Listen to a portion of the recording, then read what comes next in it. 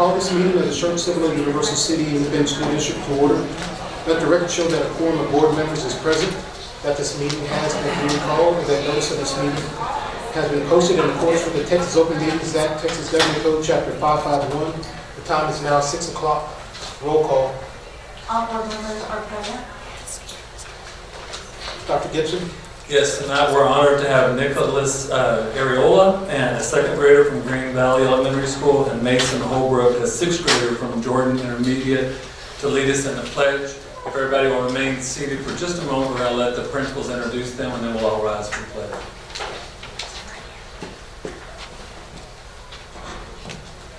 Good evening, members of the board, President Westbrook, and Superintendent Dr. Gibson. I am Shannon Johnson, principal at Green Valley Elementary, and I would like to introduce you to our student, Nicholas Areola, who is in the second grade. He has made such great academic and behavioral strides here with us at Green Valley. He's showing great leadership qualities both inside and outside of the classroom, and we just couldn't be more proud of him. He exemplifies the traits of a graduate as a dynamic leader because he leads by example throughout his day at Green Valley, no matter where he is at. His favorite subject is social studies because he likes to do what his teachers tell him to do. And he enjoys swimming and playing with his Nerf toys. And his big dreams one day are that he hopes to visit Disney World and Mexico in the future. Tonight he is joined by his grandparents, Mr. and Mrs. Carriaga, and his aunt. If you'll please stand and be recognized.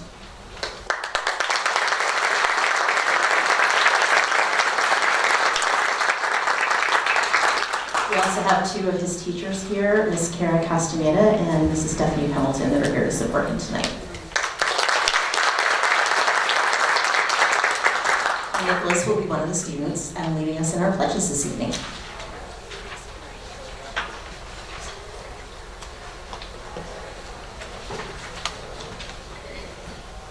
Good evening, members of the board, President Westbrook, and Superintendent Dr. Gibson. I'm Erin Holliday, the Assistant Principal at Jordan Intermediate. I'd like to introduce you to our student, Mason Holbrook, who is a sixth grader. She is a hardworking student who is respected by her teachers and peers. Mason is loyal, maintaining many friendships from elementary. Her favorite subject in school is social studies, and she enjoys barrel racing outside of school. She's been racing horses for the last 2 years and has two beautiful animals of her own, Bacardi and Missy. Mason is self-motivated, one of the SCUC traits of a graduate. She commits countless hours of her personal time to her horses and competitions. Even when it's not easy, the weather at the barn is cold, the horse won't cooperate, or on the rare occasion that she gets thrown from her horse, Mason still gets back up, dusts herself off, and recommits to getting better. She manages a busy schedule with her barrel racing and her schoolwork. Although she's very successful in her activities outside of school, Mason is very unassuming and humble. Sometimes she seldom shares her wins. She is joined tonight by her parents, Adrian and Daniel Holbrook, and her sister, Carson. Would you stand to be recognized?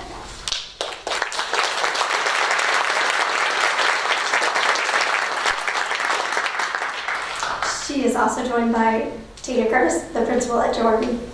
And Mason will be leading us in the pledges this evening. Everybody please rise.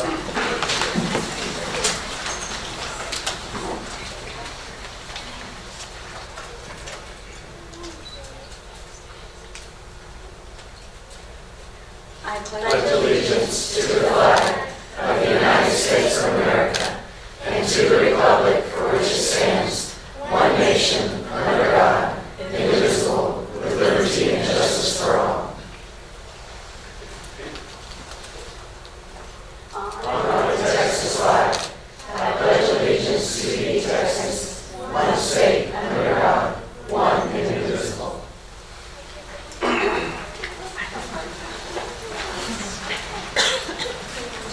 So let's give a round of applause for our two students.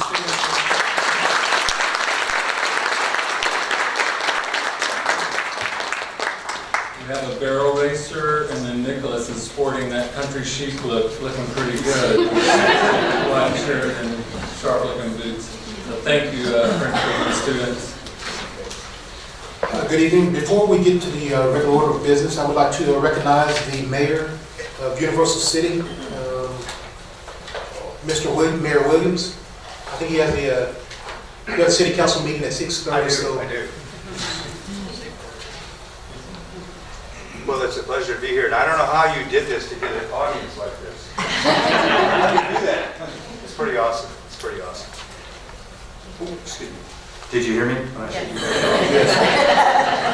No, it's a pleasure to be here this evening, and I just want to say thank you for all of the cooperative efforts that we have between Universal City and your school district. Obviously, our students there's no school in our Universal City anymore, but our kids still go to the new school. And you've been really wonderful and supportive of us. When we had to move our library, you temporarily gave us that facility in Northview, and that was phenomenal. It allowed us to continue to operate for almost a full year before we built our new library. So I can't say anything but thank you very much to all of you. It's a pleasure to have a great relationship that we have. And if there's any questions you have about what we do in Universal City, I'd be glad to answer them. But I know that Dr. Gibson's kind of temporarily with us in the old Rose Garden School. So I just wanted to say thank you very much for your support. We're just one of the communities, obviously, that you guys service, and our kids are very happy to be members of your school district. And this is great. You've got students from 2 of your schools on your board as well. So I just want to wish you all a very Merry Christmas, a Happy New Year, and it's been a pleasure to work with Dr. Gibson and your entire board for these my 11th year now with this group. So thank you very much. I appreciate it. And I do have to run off. We do have a council meeting in about 20 minutes. So thank you very much for your support and anything we can do for you. Thank you very much. Thank you, Mayor.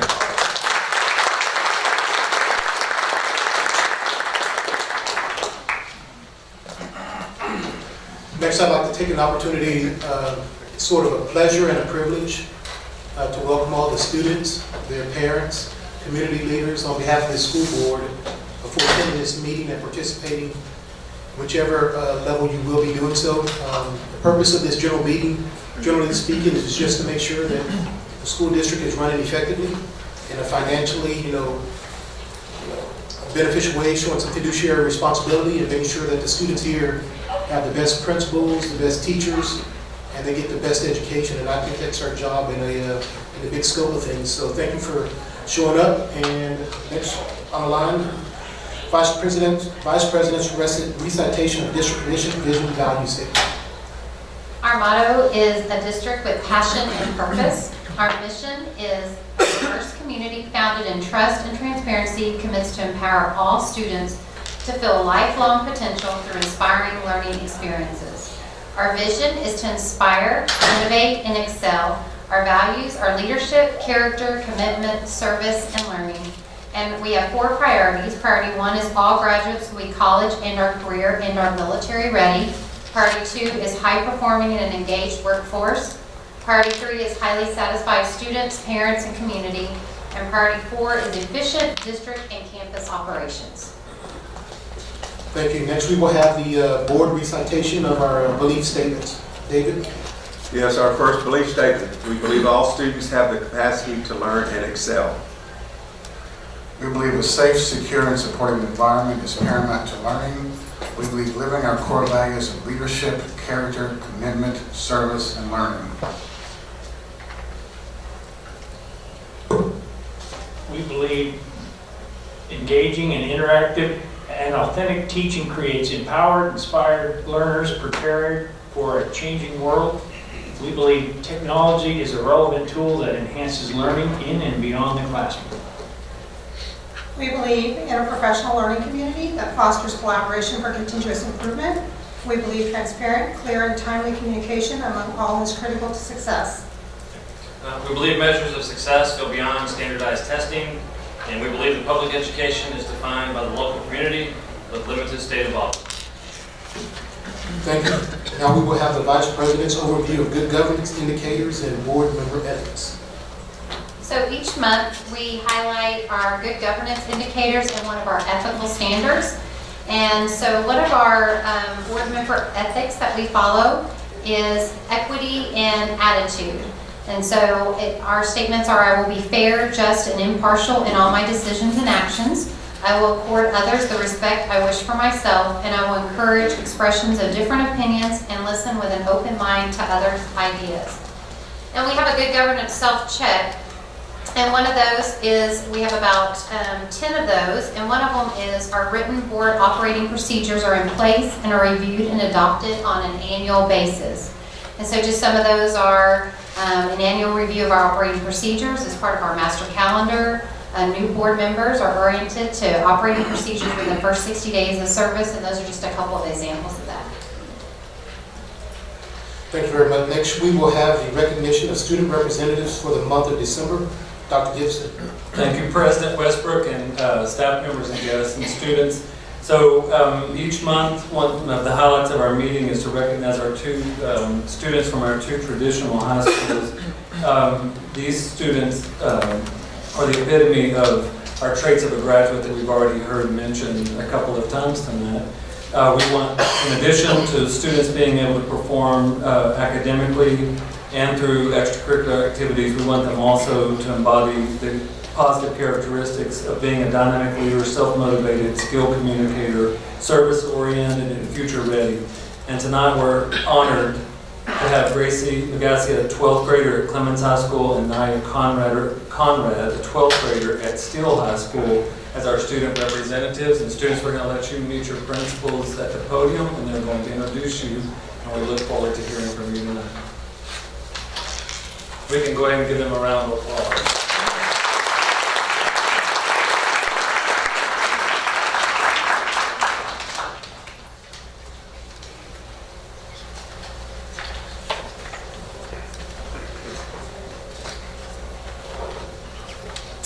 Good evening, Dr. Gibson, President Westbrook, and members of the board. At this time, I would like to introduce an amazing young woman and future leader, Ms. Nia Conrad. Nia is currently a senior at Steele High School, and she's been with us since her sophomore year. Nia has been a member of Steele DECA and Student Council, where she has volunteered her time at Steele Fish Camp and the Chamber Balloon Festival.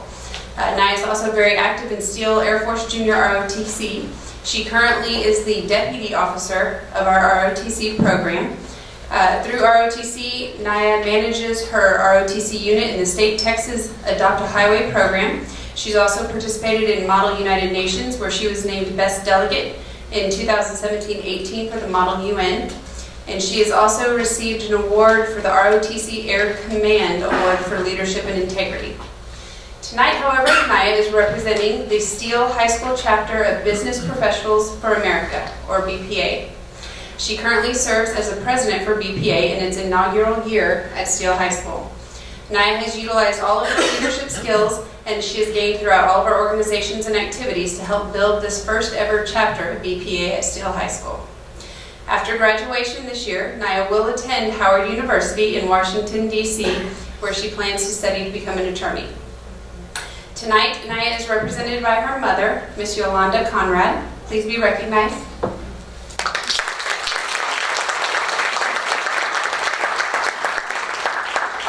And she is also represented by her BPA sponsor, Miss Allison Fannin. Also be recognized. Now it is my great pleasure and honor to introduce you to our birthday girl, Miss Nia Conrad.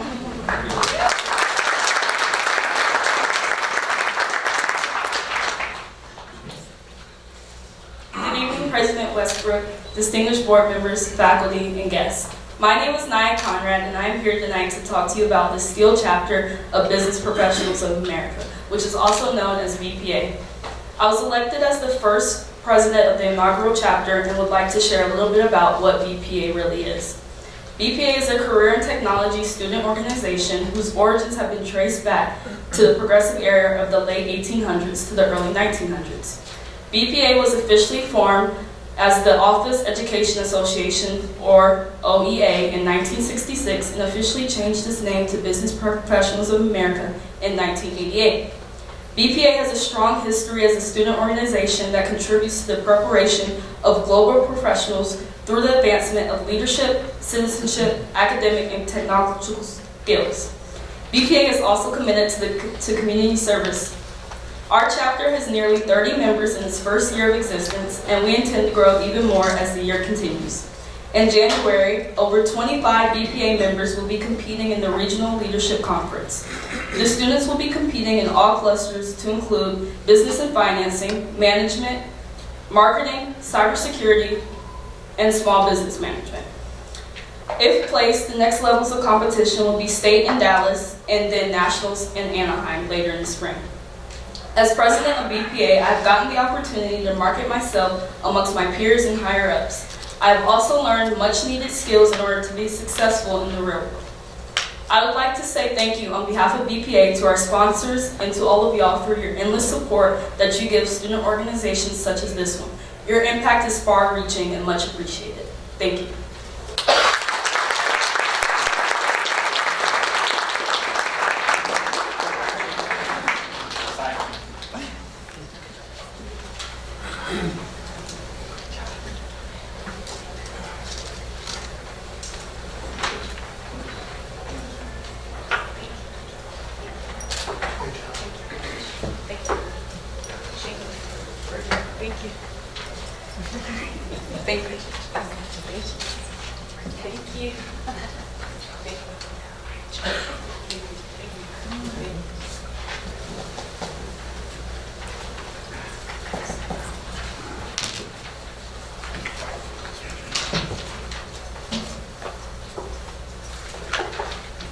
Dr. Gibson, board members, everybody else.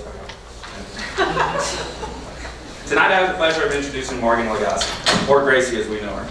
Gracie is accompanied tonight by her parents, Melissa and Barry Lagasse, grandparents Brad and Carrie Neely, and sister Madison Lagasse.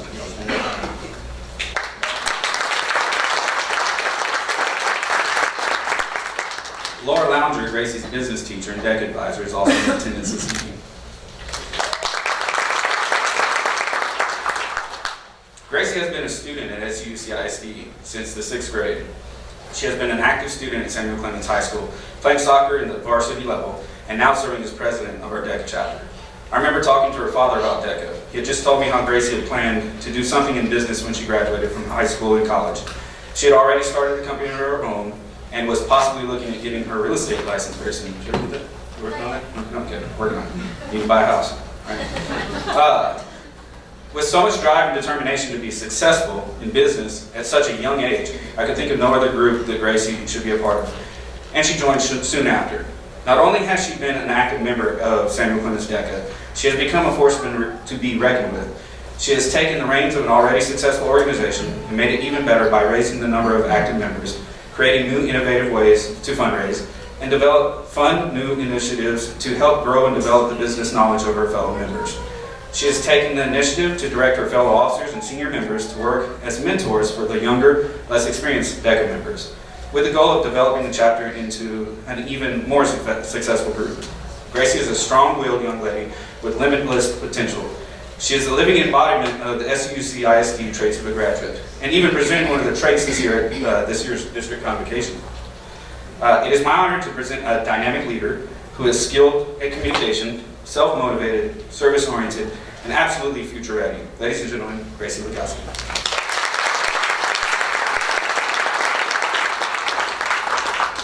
Good evening, and thank you for having me. My name is Gracie Lagasse, as Mr. Saunders introduced me.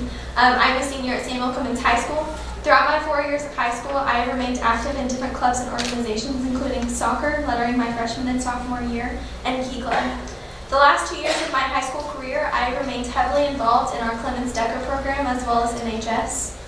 On top of these high school activities, I've remained a part of club soccer through our Lions Football Club. I am currently working as a sales associate at Bracken Village's Bless Your Heart Boutique in hopes of maintaining my position throughout my college career at Texas State University. Among all of the extracurricular activities I am a part of, I've been able to maintain a GPA of 102 all 4 years, leaving me in the top 10% of my class. I strongly believe that being a part of the above activities has prepared me for what is to come. Through DECA, I have made countless connections with wonderful people on the local, state, and even international level. During my first year of DECA, being last year, I was fortunate enough to qualify for internationals. Due to these amazing interactions and experiences, I have made my decision to increase my involvement in DECA and run for our president of our chapter. Being able to achieve this goal, allowed me to grow even further, forcing me to take on new responsibilities, as well as allowing me to become more interactive with my peers on a wider spectrum. The program itself is a great way to obtain real-world skills, leadership attributes, and public speaking etiquette. My deck advisor, James Pratt and Laura Lounger, are what made my experience even more special. They have given me the tools I have used to become successful in not only my DECA events, but also at school and in the workplace. Along the way, I have been able to create a bond that can never be broken, and for that I am so thankful. Although I have spoken only about a few of our SCUC staff members directly, these attributes speak to the staff as a whole. For I firmly believe that I would not be as successful as I am today without every one of my loving teachers within the SCUC family. After much debate, I have decided that with all the wonderful things I have learned along my educational journey, I'd like to further my career with a double major in finance and math in hopes of becoming a pharmaceutical saleswoman. With that said, I'd like to thank everyone for their time as well as their hard work and dedication as an SCUC staff member. I will always have a special place in my heart for Buff Pride. Thank you.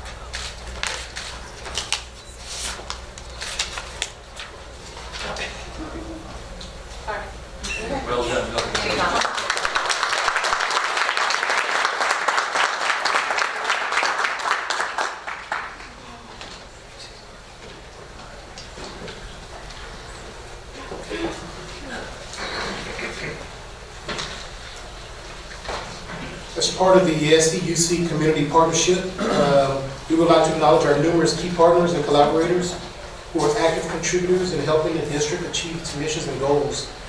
This evening, we are also honored to have the Terry May of the Greater Randolph Area Kiwanis, am I pronouncing that correctly? Kiwanis Club, which serves as a liaison to students, providing supplies and scholarships to SCUC Independent School District students. Thank you for being part of the wonderful relationship built upon our district core values of leadership, character, commitment, service, and learning. Yes, sir. Thanks for the recognition. We exist to help children. One child in one community at a time. That's our motto. Some of the ways we do this, as you just said, in community and schools, very important to us. But we also do this with reading as fundamental by distributing books to other young children who often resulted is when we offer a book to them, it's their very first book that they can call their own. We also sponsor 2 high school PE clubs. One of them right here at Samuel Clemens, as well as Builders Club at Building. And we especially love this time of year when we get to sponsor children's Christmas shopping as an event for them to get a hunk of money and just go treat themselves or treat other members of their families. And the looks what we get back with that is what keeps us coming back. Also, at this time we do a Christmas shopping event where we take ourselves and we go through and shop and fill the basket and take it to multiple families in the area. Service is what we're about, and for a plug for us, that's the Greater Randolph Area Kiwanis, often called GRAC. And if you look us up at grac.org, you can join us.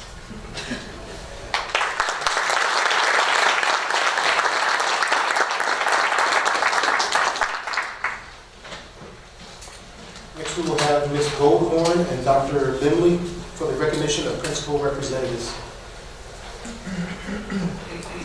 Good evening, members of the board, President Westbrook, and Superintendent Dr. Gibson. I have the honor of introducing our elementary and intermediate principal this evening. I would first like to introduce to you our elementary principal at Green Valley, Shannon Johnson.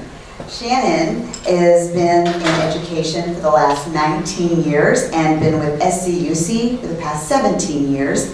A fun fact about Mrs. Johnson is that she has had the privilege of going on several international trips lately, indulging in trips such as Maldives, Malaysia, Cambodia, and last of all, New Zealand.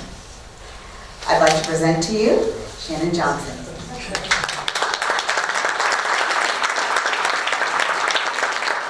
Our intermediate principal is Tina Curtis. She is principal at Jordan Intermediate. She has been in education for the past 24 years, and all of those years have been spent in wonderful SCUC.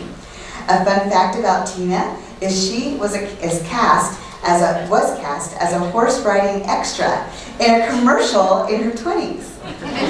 So I'd like to present to you our Jordan principal, Tina Curtis.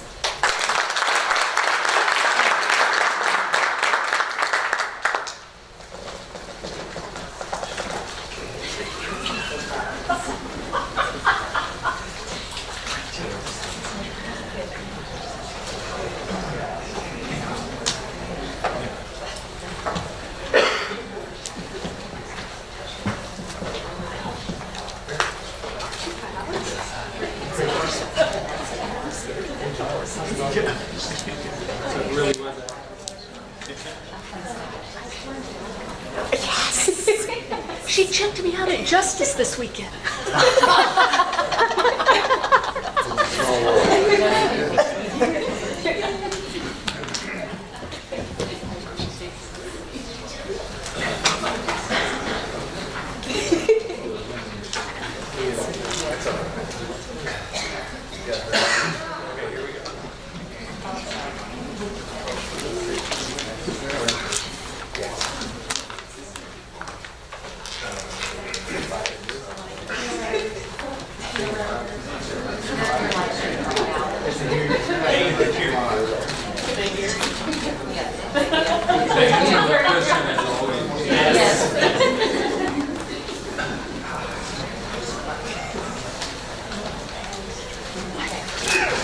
Now we will have Dr. Lindley for the recognition of student achievements. Thank you. Good evening, President Westbrook, Dr. Gibson, and members of the board. Tonight we're here to recognize SCUC students who have achieved outstanding distinctions in academics, athletics, and fine arts. We applaud their commitment and dedication to perform in these areas and bring excellence to our district. Students, parents, and friends, thank you for joining us tonight and for this chance to recognize your students and their excellence. Students, as I announce your name, we'd like for you to come on and file up, and we're going to shake hands with the board, and we're just going to have kind of a parade of stars up here. Ladies and gentlemen, our first group of students we recognize have demonstrated college-level achievement and have been designated as Advanced Placement Scholars by the College Board. According to the College Board, approximately 2.2 million students worldwide took the AP exams, and about 22% of them performed at a sufficiently high level to earn an AP Scholar Award. Tonight we're honoring 42 seniors who have already received these awards before even taking their senior level AP exams. Our first scholars are from Clements. These AP scholars have earned a 3 or above on 3 or more AP exams. So come up when I announce your name. Aquiles Alonso, Nicholas Carrion, Sage Chain, Kaylin Connolly, Hunter Hewlett, Madison Horn, Molly Lambert, Jackson Mumming, Orion Hagiotas, Cameron Toller, and Matthew Williams. Those are our AP scholars from Clements.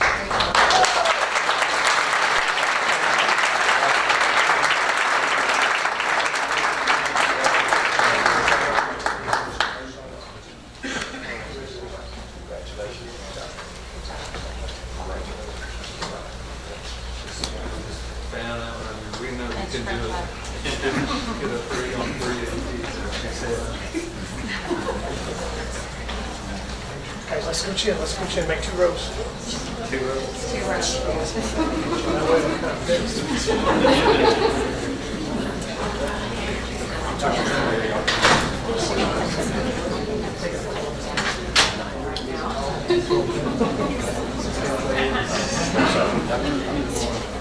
Yes. Shoot, no, move a little bit closer to the seat. Can you see the seat over here? A little bit more. No, I mean. He'll take a picture of that and we'll leave. Yeah, ready?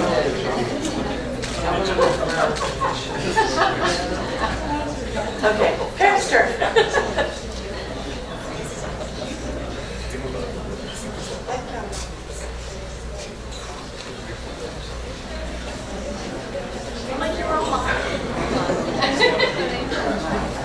Great job, congratulations.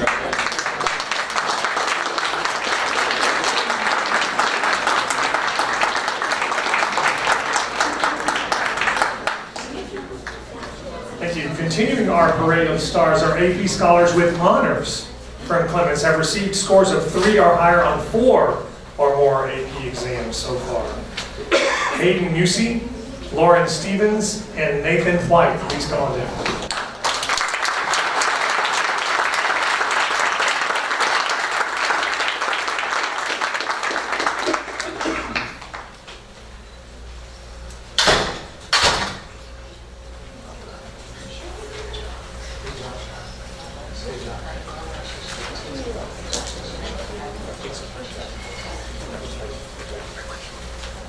Hey guys, now it's your turn. Stand in front of us.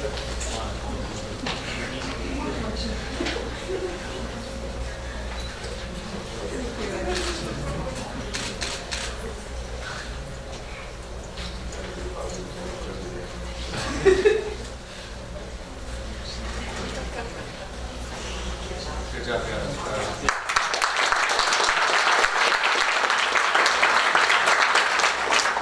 And finally, from Clemens High School, our AP scholars with distinction have earned a score of 3 or higher on, you guessed it, 5 or more exams so far. Mackenzie Hesse and Angelica Morales.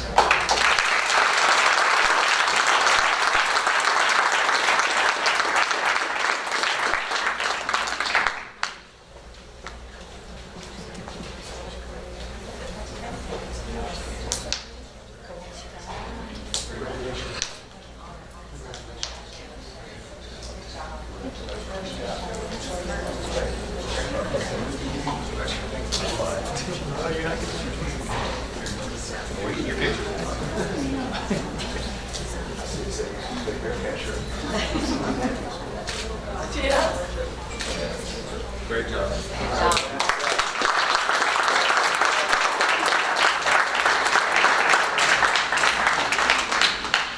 Okay, and now from Steele High School, our AP scholars have earned a 3 or more on a 3 or above on 3 or more exams, and we only have one here tonight. That's Mackenzie Oswald. Mackenzie?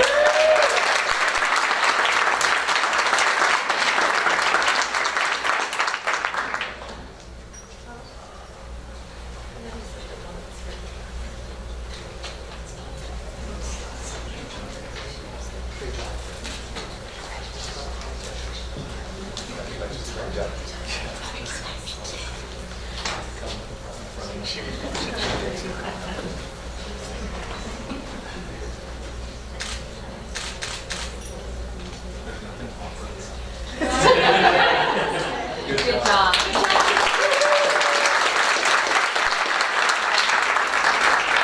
AP scholars with honor from Steele, 3 or higher on 4 or more AP exams. Yasmin Said.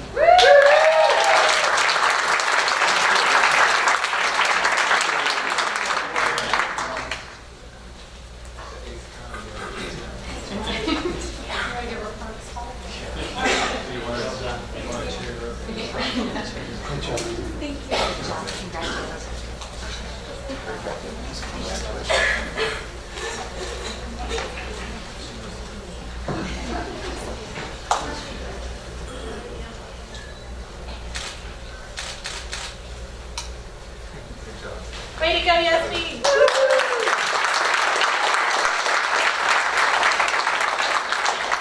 And our AP scholars with distinction who have earned scores of 3 or higher on 5 or more of these exams, David Hernandez Guzman, and Ethan Lejeune.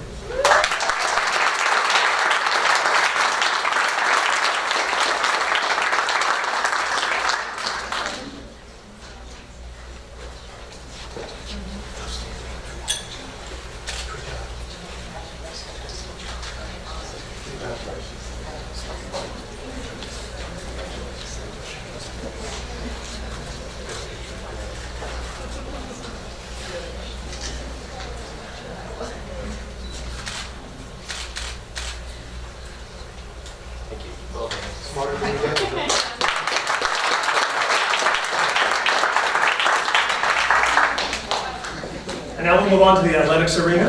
The following students were recognized as members of the 2018-2019 Academic All-State Teams. Academic All-State Teams recognize high school athletes who excel in the following categories: GPA, class rank, and ACT/SAT scores. We applaud them for their commitment and dedication to perform with the highest of excellence academically and on the field or court. From Clemens, our academic all-state students in cross country, Adriana Trevino and Michelle Bernassa.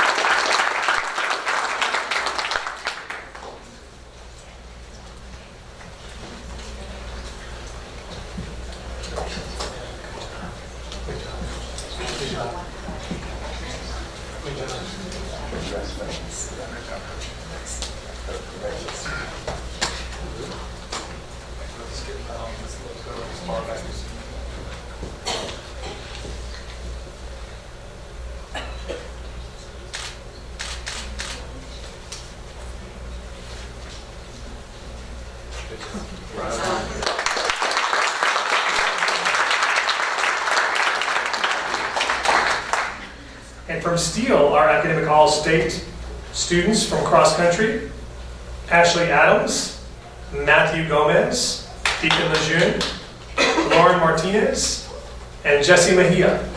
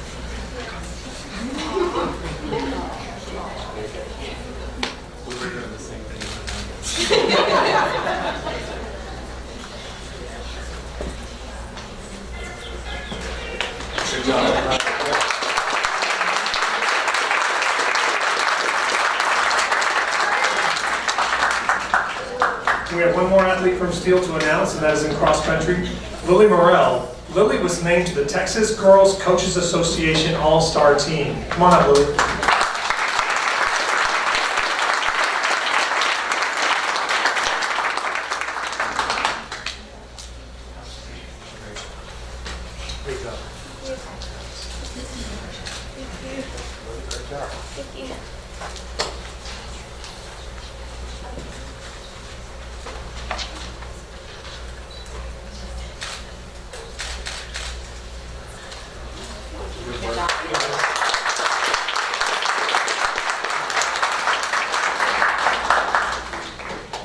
And last but not least, our fine arts group, musical and monologue, Texas Thespian State Festival National Qualifiers.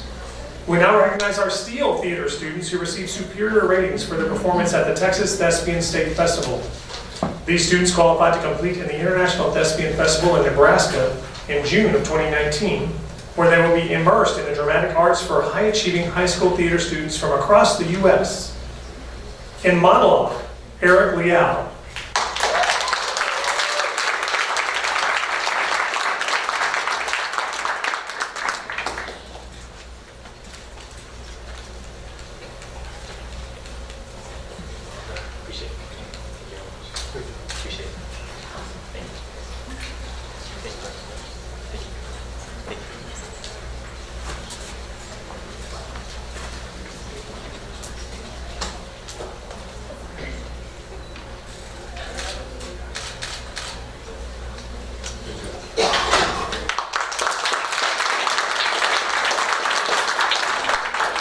Bowman from Steel in group musical category, Ethan Bowman.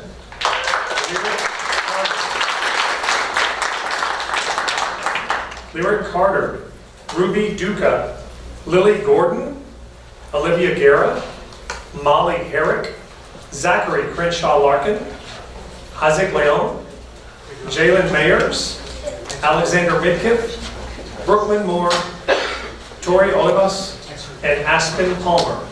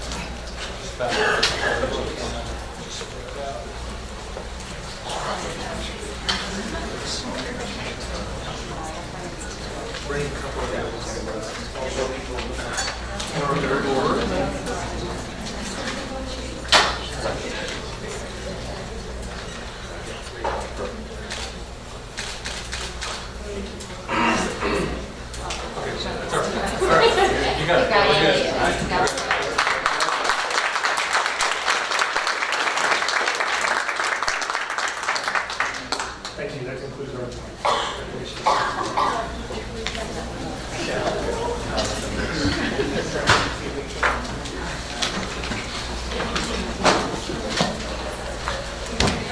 Next, we will have public comments. In order to provide consistency and fairness to all individuals, public comments will be heard in accordance with the board policy DED local procedures outlined in Administrative Regulation DED. Comments should be limited to topics such as policies, curriculum, and facilities. Any direct criticism of a specific employee will not be heard during public comments and should be considered separately as provided in board policy. In this context, individuals are cautioned to not identify any employee by name or by any combination of words or descriptions which could identify the employee to another individual. No public comment shall exceed 5 minutes. To ensure compliance with the time limitations, the yellow card will be held up by the board secretary at 4 minutes, and a red card will be held up at 5 minutes. Mr. Petrisky, are you a doctor? No?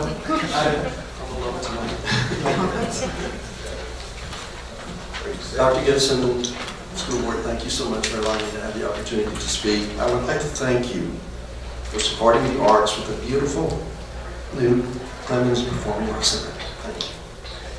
It's beautiful. I mean, what can I say? Wow. It was an honor and it was a pleasure to direct the combined Clemens bands at the opening concert December 6th with a specially composed fanfare and celebration of the occasion. Our students are very proud of our new facility. I'd also like to thank you for moving forward with your renovation of the band hall to serve our growing program.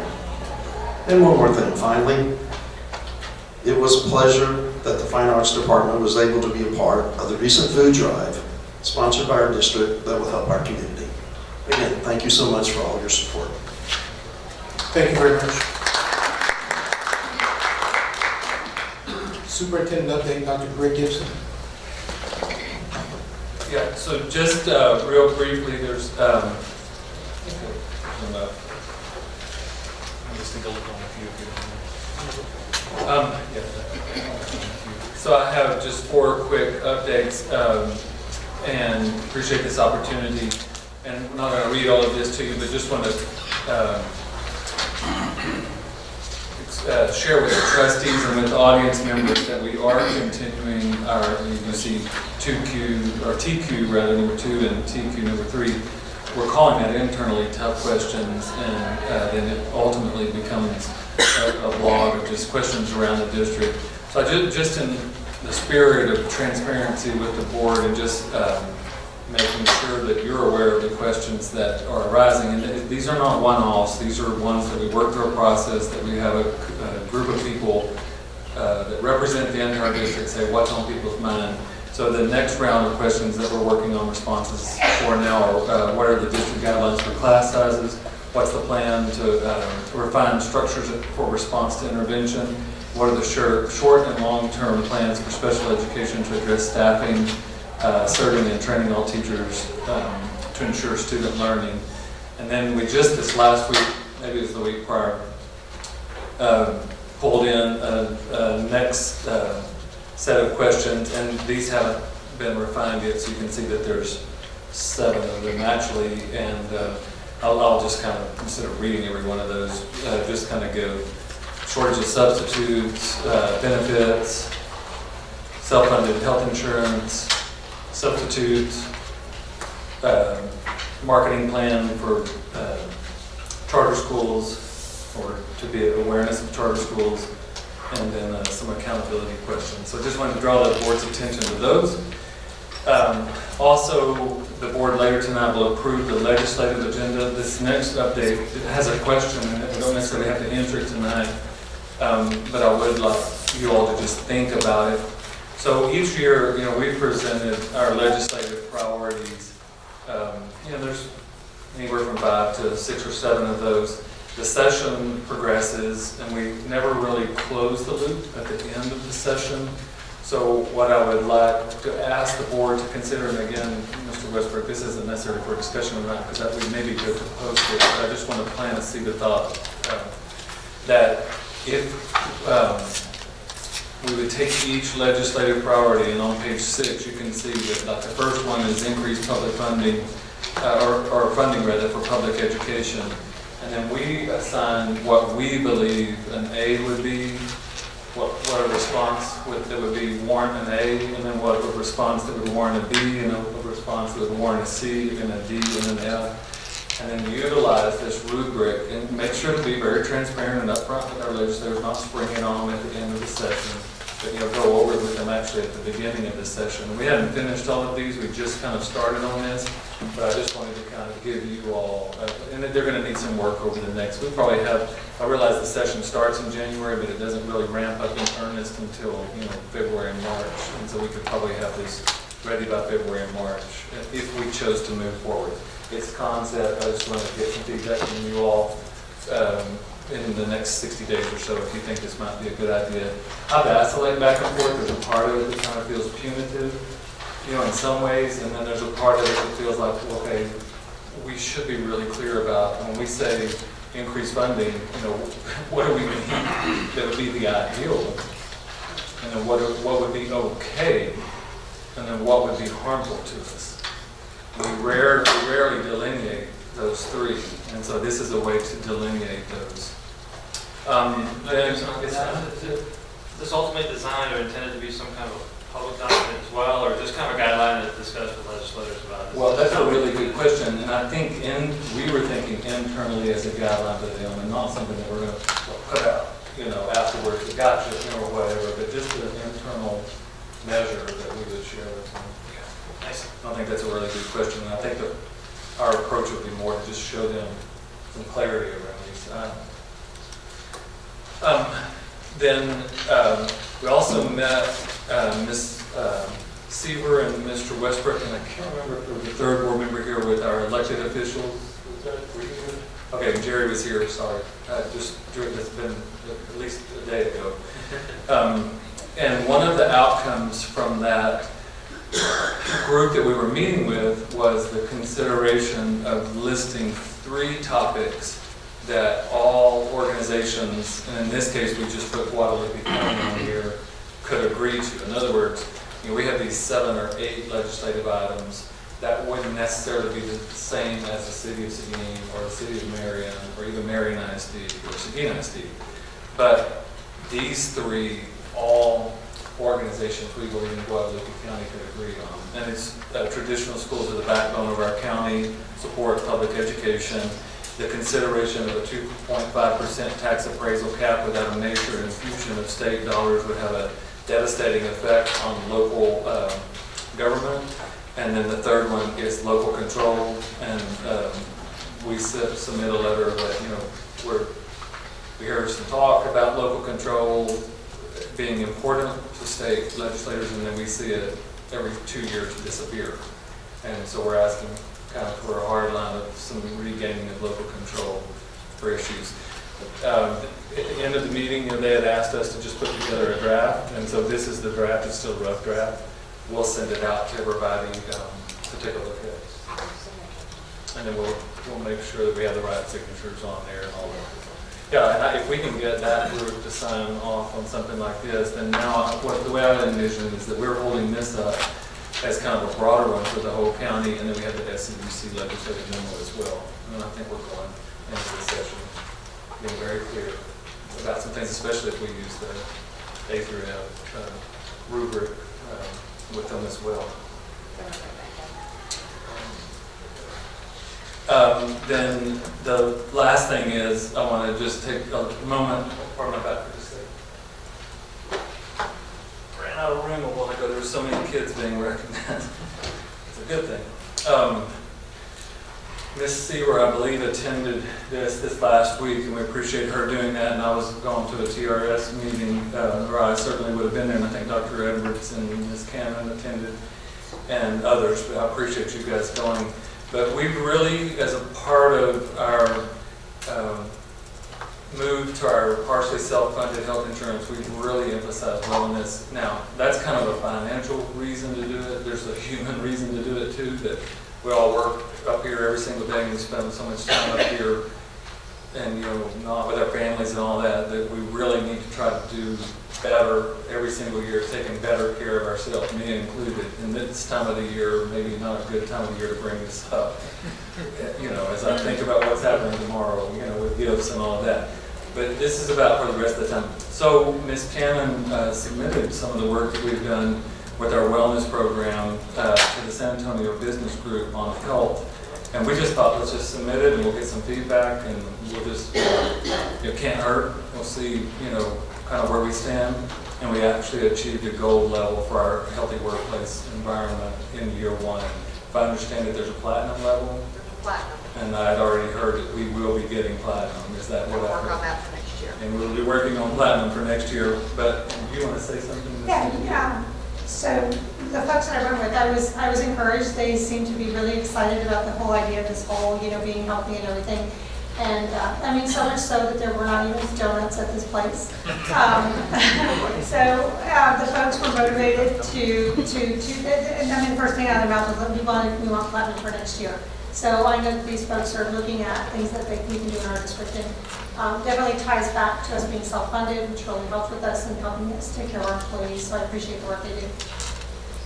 I'll just remind everybody to kind of close on that note that when we 4 years ago did our first analysis on our health insurance, when we were first considering self-funded, 60-some-odd% of our claims were for things that are preventable, meaning like type 2 diabetes and pre-type 2 diabetes. In other words, so 60-something% of our claims are the stuff that we're doing ourselves, not the natural things that are just occurring to us. That was, I think, got our attention, and it was just, we felt like it was time to get something done. So thank you for that moment to share, and I'm going to give Ms. Cannon and a lot of our staff, Nina's here, there are many, many others, but they've really taken the spear head. Anne-Marie really keeps us well informed, so we're going to give you a round of applause.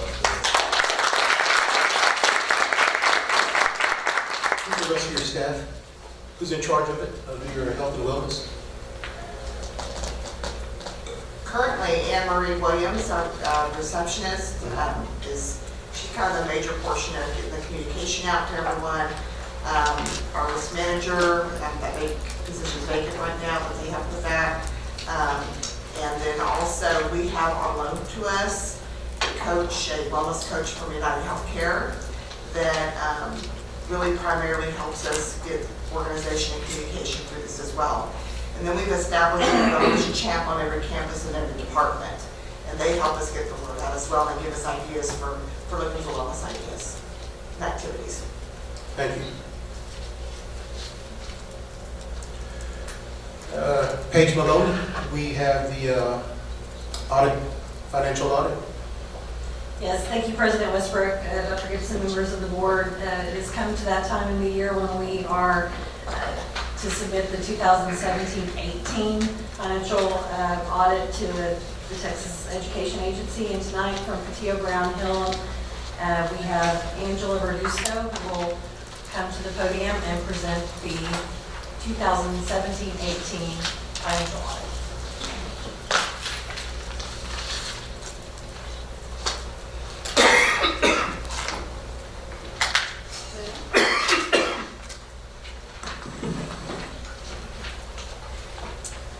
Thanks y'all for having me.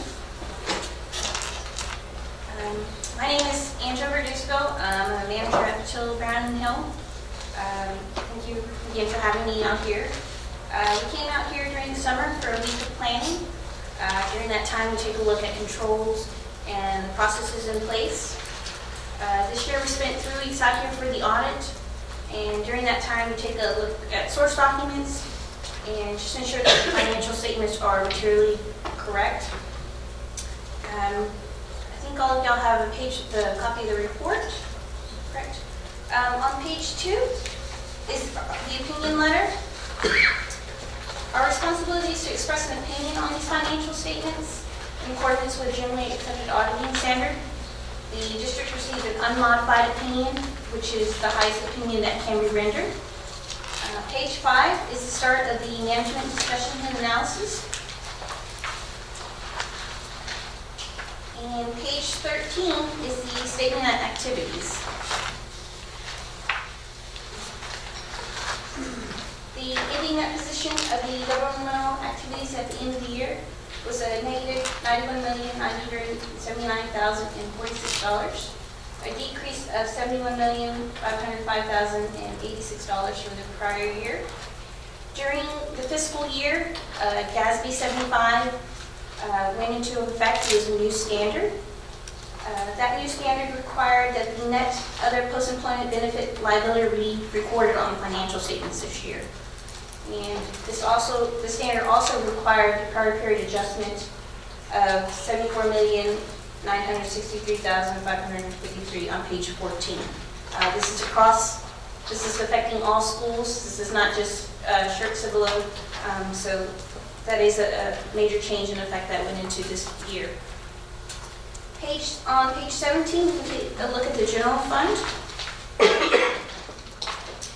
For the general fund, had an ending fund balance of $41,427,098, a decrease of $2,247,172. Total expenditures for the general fund were $120,406,754. And then total unassigned fund balance for the general fund, if you look on page 15, was $35,221,093. Page 24 is the start of the notes. Additional details can be found on the district's capital assets and long-term debt.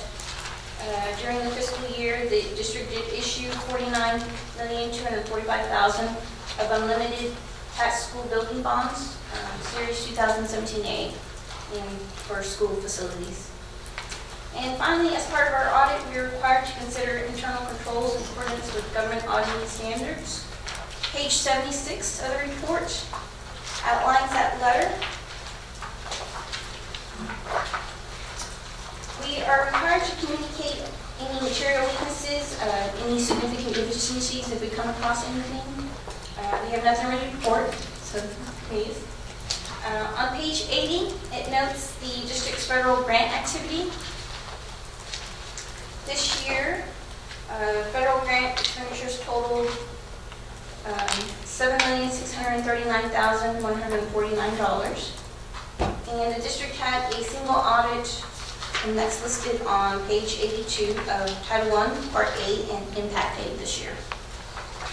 And finally, I would like to thank, Angie's not here, but I'd like to thank her and Paige and the rest of the district staff. We kind of disrupt things, and we really appreciate it. We know you've got your regular duties, and so when audit time comes, there's lots of things that we require and we ask for. So I appreciate that very much. Because of their hard work, we were able to get a clean audit today. I'll leave it open if y'all have any questions for me.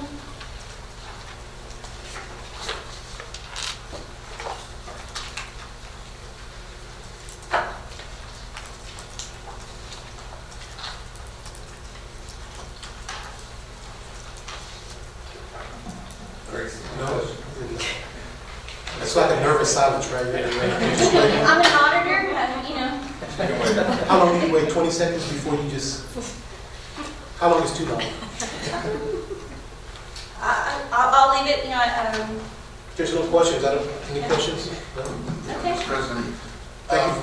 Okay. I've got one. Yes, sir. In page 7, we've got $20 million in governmental activities, negative, and then we go to 91 million. Was most of that due to the fact that the bond we sold during last year? Most of that decrease is because of the new standard that went into effect on page 13. If you look at the data control code of 2545, that is a new liability that was not previously there in the prior year, and that's $42 million. That also required a prior period adjustment on page 14 of $74 million. So that's the bulk of it. Again, this is not unique to shirts, so below this is across all schools. It's your retiree pension liabilities and our obligation to TRS care for the future if the world ends today. Right. Yes, yes. Yeah, 2540 is your net pension liability, and then 2545 is your post-employment benefit liability. So there's about, was it $69 million? Basically, that's most of the 71 million, what you're saying. This was not there before. I'm sorry? This about $69 million, what you're saying, that was not there in 2017, but it is now. The $42 million was not there. The 26, that's the ending balance. There was a previous beginning balance. If you look at page,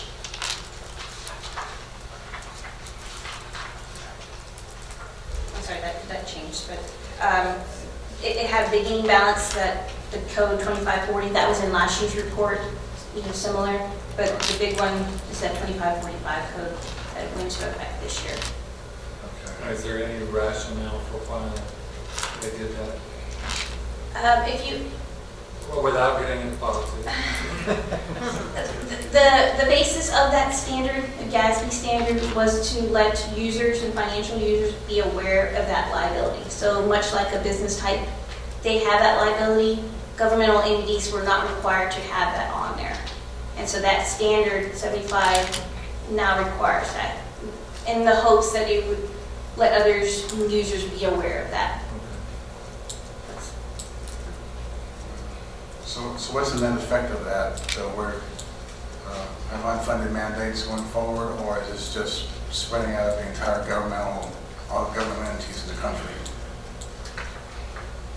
Ask me that one more time so I can make sure Are these basically unfunded mandates going forward, or is this just the debt of the country basically spread over all the government entities that have that? I mean, if you look at $91 million in the red, you do kind of wonder, are we liable for that? Is the school district liable for that, or is that just debt that we're So carrying? TRS has had an actuarial done over that liability, and they issued reports. These numbers are coming directly from that actuarial. Each of the school districts has a percentage of that liability, and now the schools are required to record that liability on the books. So we don't actually owe it, but we're kind of responsible for that debt. That's what you're saying. Yes, I mean, if things were to dissolve, this is what would need to be, It reflective of the employees that we. Right. Yes, so if you look at, again, all the other schools are going to have this. It's based off of an actuarial that they had, percentage of that liability at TRS. So these numbers are based for the percentage for shirt Ciplo. Okay. I'll have to do some reading on it, so I appreciate it. You will, if you search GASB 75, Okay. you'll find lots of information on that. And if you look up GASB 68, that's the one that required the 2540, and that went into effect a couple of years ago. So this is just kind of almost an expansion of that. And then you can look at TRS actuarial assumption. Yes. See. where the numbers came from. Yes. Okay, thank you very much, appreciate it. Thank you. Yeah, so before you leave, with the, I think they have to, the board has to approve, and so I just thank you for all the work that y'all do. Y'all do a good job with an audit, and I know there's not that much difference between, firms doing it, but we just appreciate the way that you perform and handle yourself in a real professional manner. That's much appreciated. Thank you. And then we don't ever take these for granted. We kind of just yawn and, we got another clean audit, but, there are a lot of organizations that don't get clean audits. That's why this is a process that is widely accepted. But I just, Paige, and I'll echo what you said, and Angie and all the staff that's involved in this, we don't take this for granted. And they know that Thursday at lunch, I'll say all I want, for Christmas every year is a clean audit, and they always deliver. So anyway, thank you all for all the work on this. Thank you. And this isn't action. Is that right? It's an action item. Okay. We've got it posted later. Is there a reason to do it now? Do we need signatures to hand off to her?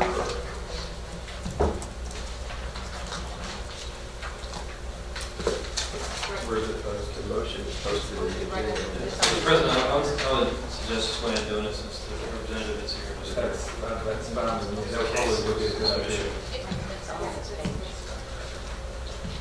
Paige, what number is the action item so everybody can take a look at it? Page 17. Okay. Page 17.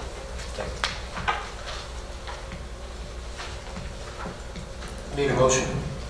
I move that the Board of Trustees review and approve the fiscal audit for the year ending August 31st, 2018. I second. There's been a motion and a second. Any discussion? All those in favor, raise your right hand. Motion passes 7-0. Thank you very much.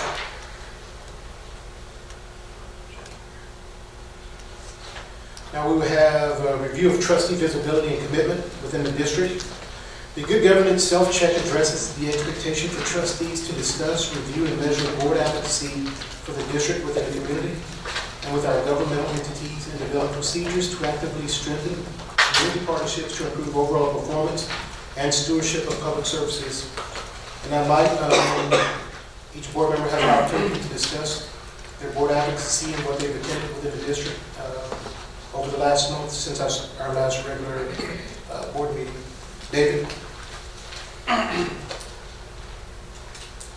Yes, I continue to be able to participate, do my watchdog thing at Green Valley Elementary, and I enjoy that a whole lot. I was able to meet Nicholas one day when I was there, the young man who did the pledge this morning, and find out a little bit about Nicholas. And what Ms. Johnson said is very true. He's having a great year, and he's continuing to working at it. And he was exhibiting the traits of a graduate, and we appreciate that. Also was able to attend the Wilder Intermediate School string orchestra and choir Christmas program. It was a combined program where the string orchestra provided music for the choir to accompany, and it was a wonderful production. Really appreciate it. A lot of hard work by the students and the staff at Wilder, and especially under the hardship of not having a auditorium to go to. It was quite a production, and they got through it, and God bless them, they did a great job. So that's pretty much it. Thank you.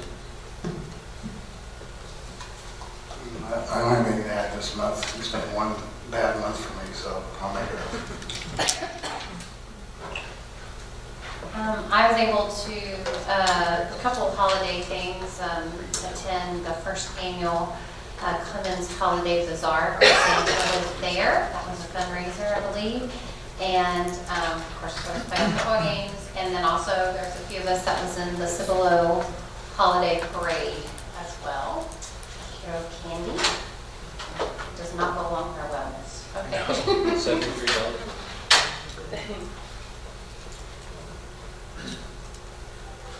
I got the opportunity, I was on the float throwing candy. President Westbrook was walking behind us. He seemed to be picking it up and handing it out directly so we could get credit for it. I got the opportunity to attend the Alamo Area Council of Government, and they presented an award for the Go Public initiative, and that was very well received. And the credit to, I think it was Northeast that got the credit for it, but we were all involved. The elected officials meeting that we had in here also, Randolph Metrocom Rotary Wiedersheim Choir came and sang to us, and that was a lot of fun. They had one where they pulled out socks, and all they got were socks, and they handed these socks out, and we all wondered if they were clean socks. After they were done, they all went back in the same box, so probably used it year after year. Yeah, they were clean once. We had the church chamber had a Christmas party, and then CIS had a holiday social and a board meeting this morning. So last month I attended the chamber luncheon with Jerry and Dr. Gibson. And what was kind of cool about that is we sat with our DECA students, both Steele and Clemens sat theirs. And Maggie recognized the kids, which I thought was very gracious of her. And she also noted that the organization raised $18,000 for both of those organizations, which I thought was fantastic. Was able to go to a couple of the Go Public, that's from the marketing campaign in San Antonio for public schools, and work with them on some marketing issues. And of course, most importantly, I've gone to all the wrestling events in the last 2 months.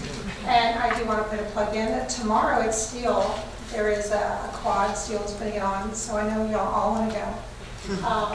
Yeah, and this weekend I'll be wrestling at the wrestling event in Bryan, so go wrestling. Do something different. Went to several holiday/Christmas performances, and I think it's great that we do take the time to recognize numerous cultures, I guess, this time of year.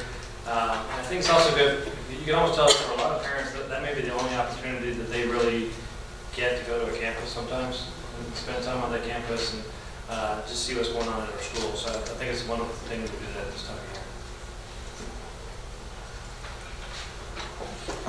Thank you very much. I did have an opportunity to Cibolo parade with Amy and Jerry, and then ACOG with Jerry. And outside of the football events, I think I was wonderfully surprised and very pleased with the fine arts performances at Adobe.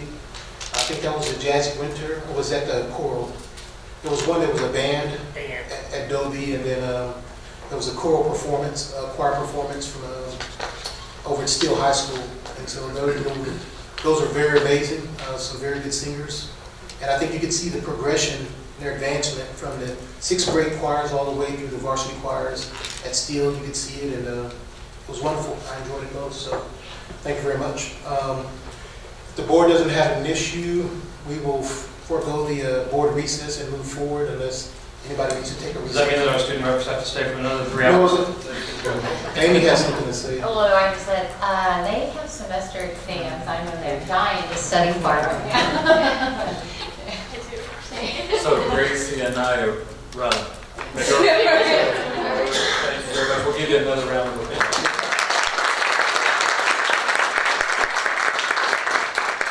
If you don't study, you'll wind up on a school board like us. You want to be better than us. Thank you all. Thank you. Very proud of you. Thank you, guys. Graduation. If you want a summary of the rest of the meeting, we'll meet you after your exams tomorrow. Give you an update. Thank you all for staying, for everything you do. Yes, thank you. Let's have Wayne Krusky and J.D. Mosley give a report. 2018 construction update. So good evening, Mr. Westbrook, Dr. Gibson, members of the board. Just FYI, our projector up here, looks like it's kicked a couple of legs off, so the screens behind us are on. I believe your screens are on, so cabinet, y'all seen this before, so I think we're okay. And so I'm going to go through this, just a few updates I want to show the board tonight on the 2016 bond program. Again, we're looking at Clemens Technology and Transportation here. On the Clemens project, you can see 87% complete. on the tennis project. I will note that the 87% complete is more of a financial percent completion, not a time percent completion in the project. Time completion, we're at about 60% complete on the project. A few highlights here. The event center has been released. The locker rooms, choir, dance. The piece that we're working on for that event center is the bridge connecting the event center to the main building. You know, the auditorium's been released. Hopefully y'all have a chance to see that one. Interior renovations in Area O and Area B. This is teacher lounge, testing storage, ALE, new classrooms. Those will all come online when we come back in January. So the campus will have those classrooms in those areas available. The interior renovation of Area C, the old auditorium and the practice gym, is ongoing currently, and that's scheduled to be complete for next school year in August 2019. And in the west stair enclosure, see the big blue area on the end of the campus over here, facing Church Parkway. That's under construction currently to be completed in January of 19. Just a map, we've seen that one before. This is a picture of the foundations for that bridge. It goes across from the event center to the main building. You can see that big blue square up there. That's the event center. That's where it will actually connect into the event center. And the other direction is facing the main building, where we'll knock a hole in the wall and bring it in. Inside, this is area, the renovated admin area.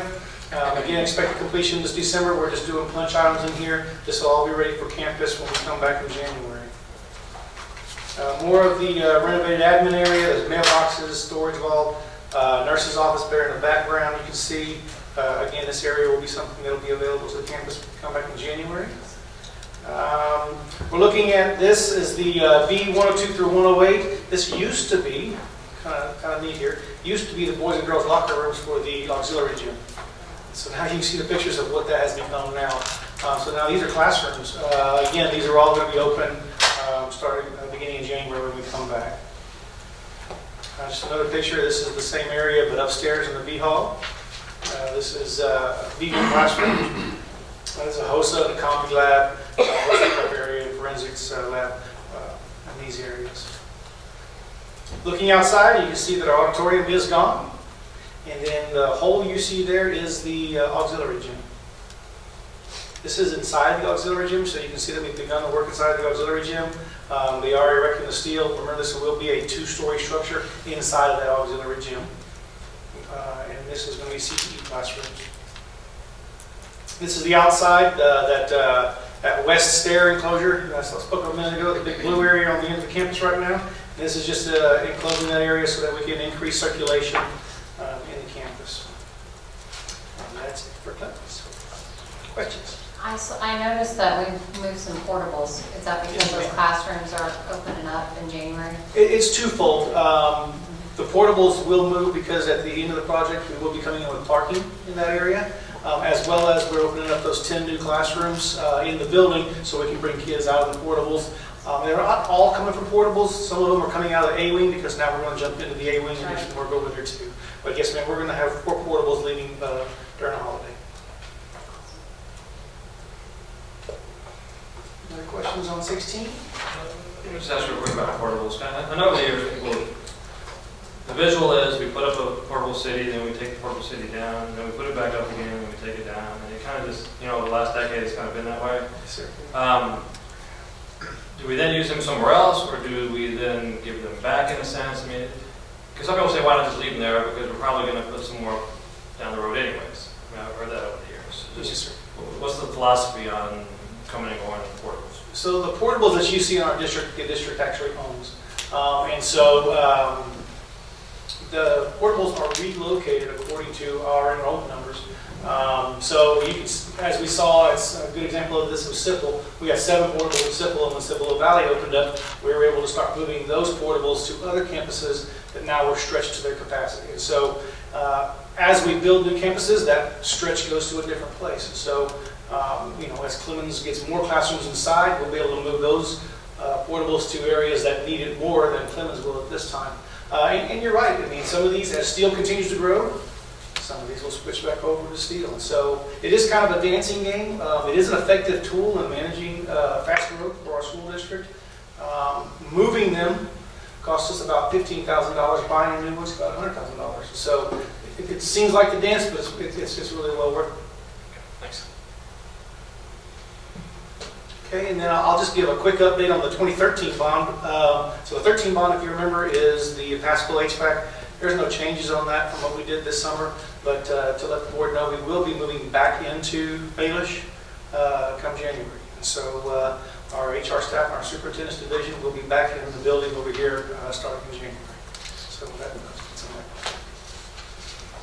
Any other questions, Mr. Westbrook? Did you have something? Nope. Okay. Thank you very much. Thank you. Can I ask one more question? Sorry. Sure. Somebody brought it up at the last meeting, but as far as the roadway out there in front of Clemens, I know it's not our responsibility, but any communication as to the plan with that road, the saturated construction takes place, or The entrance coming into the... but I mean, the whole L Bell in front of Clemens is just disastrous. I know the apron will be, it's part of our project, that when we bring the apron back down to the main road, as far as the main road, that's something that we'll work with City Church on.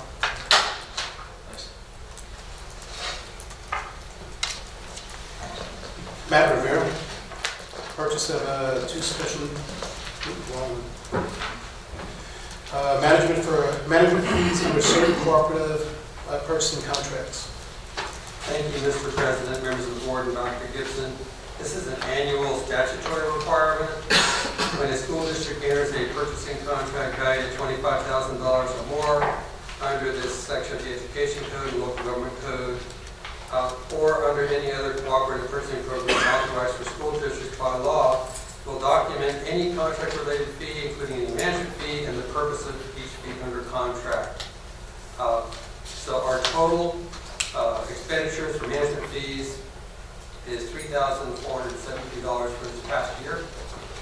We did receive a rebate back from the TASB board of $17,000, so that helped us a lot.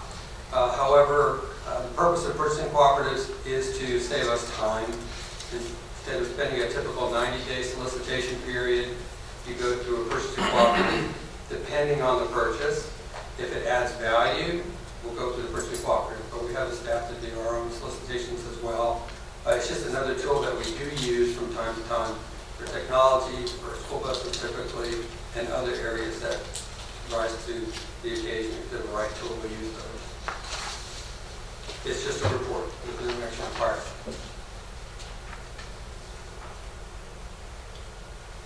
Any questions? The $17,000 in the rebate that goes to general fund, or you sort of keep it? How does it?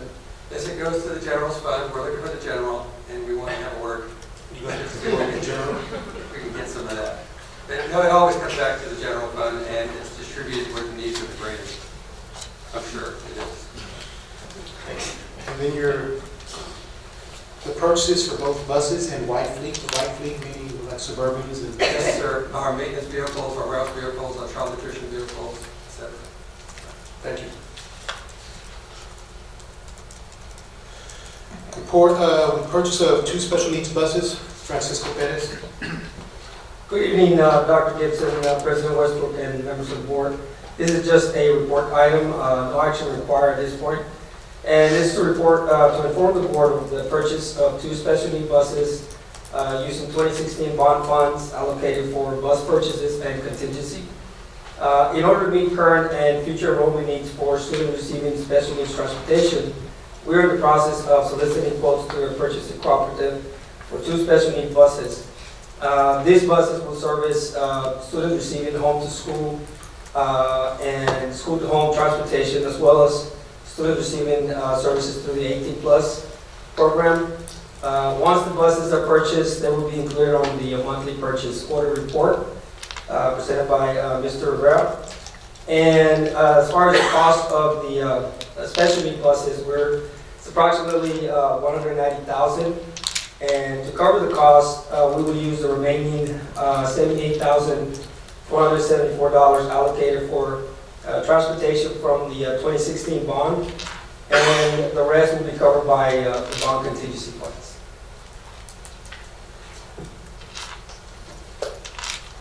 Any questions?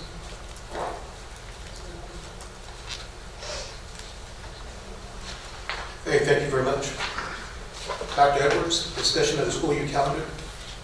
Yes, sir, thank you. Just bringing forward to you as a discussion item tonight, we'll plan on bringing it back in January, as well as each year we use our district improvement committee to review our current calendar as well as make recommendations on the next year's calendar. We followed that process this year after several meetings, several feedback loops and opportunities for input. We continue to narrow that process. The importance behind that, there are certain things that you have to take into account, such as the districts are not able to begin the school year until the fourth Monday in August unless they're district of innovations and have a statutory exemption, which we do, that allows us to start the school year prior to that fourth Monday. Some other things to consider is that the school year must have 75,600 minutes of instruction built into it. This will allow the school calendar enables the district to establish the days of operations, contract employee days, et cetera, in that process. So over the last 3 months, we've used our DIC to review that. We've narrowed down to 2 drafts for our calendar based upon that process and the feedback. We were thrown for just a little bit of a loop. I think about a week ago, Dr. Gibson and I had gotten information that there was the possibility of TEA changing some of the dates of the STAR testing in April. And last Thursday, about 5 o'clock, that was confirmed that the STAR testing dates will change in April, which impact some of the work we've done on the calendar, not significantly, but to some degree. So we're planning on taking that back to the DIC for final review, and then final recommendation being brought back to the board at the January board meeting as part of typically it's the process we use just about each year to determine the school calendar. Any questions? Any questions? I'm just going to say I appreciate all the work that DIC has done and all that. And it's sad that we have to take it back and lose a holiday because of STAR testing being on Good Friday. But sadly, the state has put that in our hands, and to all those parents that may listen to this later, if you want to complain about that, you need to talk to TEA because they set the date as Good Friday. Well, and they did it with us and many others, clearly stating, hey, that's Good Friday, and that's typically. And so they ignored our recommendations. Well, I mean, that's what we're led to believe. We did, and this isn't really that unusual. I went back and started doing some research, and actually, it's almost an every other year situation. In 15-16, it was the tests included the Good Friday. 16-17, we got Good Friday off. 17-18, they included Good Friday, so we weren't able to use that as a student staff holiday. Of course, this year we have that day off. So it's, fortunately, we found out before we finished our calendar. There are some districts that do this out 2 years in advance, and they're having to go back now and change their calendar. So it was good that we caught it, or at least that we actually held a little bit on our calendar and built in a little bit of padding on that to, again, be able to take that back to our DIC and say, here's where we are. Let's look at how we might have to tweak that, and then we'll bring that back in January. Have we ever taken a look at attendance on that day when that happens and we have to go to school on Good Friday? Has it been impacted? I'm just kind of curious. We haven't looked at that day. There are other days like Battle of the Flowers that we've done research on because that's one that typically comes up. But we haven't on that day. And really that Friday, what it's going to end up being is it's a school day, but it will also be STAR makeup day on that. That Friday is typically the makeup day. We test either Monday through Thursday or Tuesday through Thursday, and Friday's that makeup day. So you have to have school to provide those opportunities for those students that missed earlier in the week to make up. But we certainly can do research on that. I was just curious because I think the state should pay attention if we do have a healthy number of kids that do not attend. Take a look. Yeah, and if it winds up that way on the calendar, so that would just show up as a day that we're attending? Yes, sir. So I would ask respectfully that you put an asterisk by it, and then at the bottom say state mandated day, STAR testing, if that's all right with the board, so that it's real clear that we didn't pick that day. Sure. That was a state mandated day. Because on the years that we can, Alpha, that is a student staff holiday, obviously we have on the years that we can. And like I said, for the last 5 years, it's been an every other year situation with testing. And again, this year, they actually came back and changed or revised that calendar. Mr. President, Dr. Edwards, Yes, did the state send an email or a letter or anything notifying us that the 10th would be a start testing day this year? They did. It came out and through email and through TEA update or TEA letter letting us know that they did change that day. That was last Thursday around 5 o'clock that we received that. When we post the calendar to the public, we might want to attach that letter so somebody gets curious to why we're using Good Friday as a start testing day. They can flip to that email letter and say, here's where it came from. And there it is in black and white, so they know this came from the state, not from us. Okay, sure.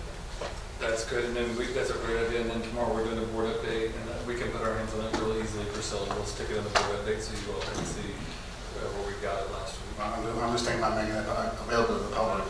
No, I get you, but we'll go ahead and put it in your hands now in case you have any questions after tonight's meeting. Dr. Gibson, have y'all contacted John Campbell or Dr. Campbell? I don't think that we have, but that's not a bad idea. I think it'd be a good idea to let them know that, Yeah. It's going to create a problem. Yeah, that's a good idea. It's going to create an attendance problem, and it's going to create a problem for students who probably do need to finish that STAR test. Thank you for that recommendation. That's a good idea. I'll text one of them on the way. Brain says that Seems early.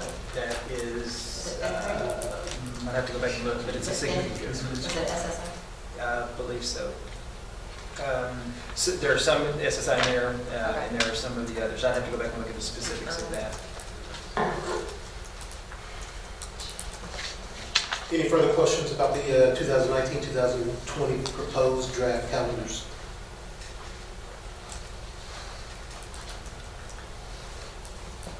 David? No? I was just wondering what the difference between draft 1 and draft 2.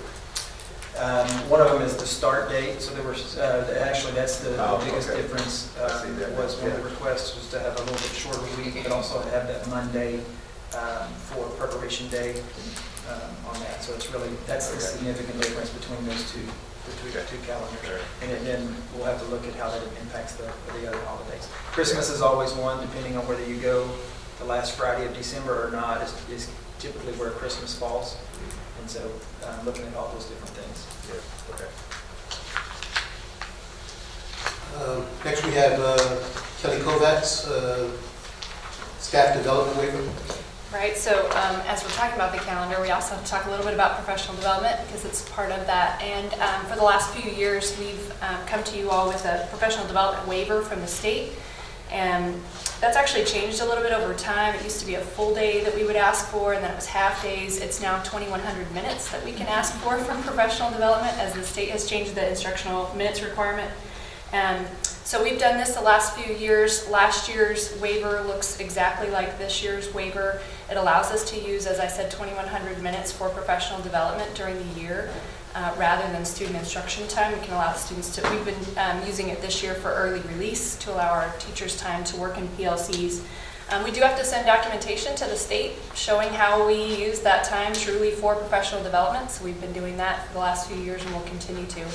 Our hope is to bring this back to you as an action item in January if it's available. The waiver's not actually available quite yet, so it'll be January, February that we would like to bring this back to you all for approval. But any questions?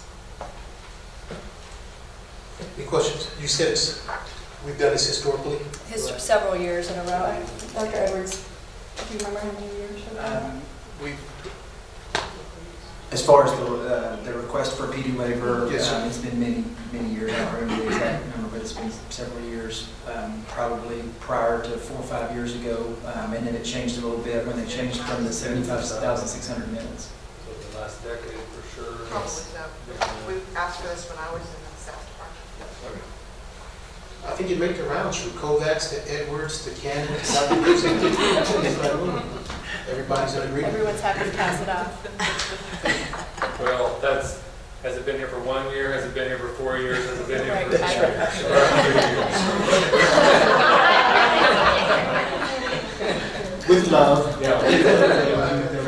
With kindness. Oh. Next we okay. Next there's a sort of a discussion item presented by me. There was a request from a board member for modification of local district update for BBG local, board members' compensation and expenses.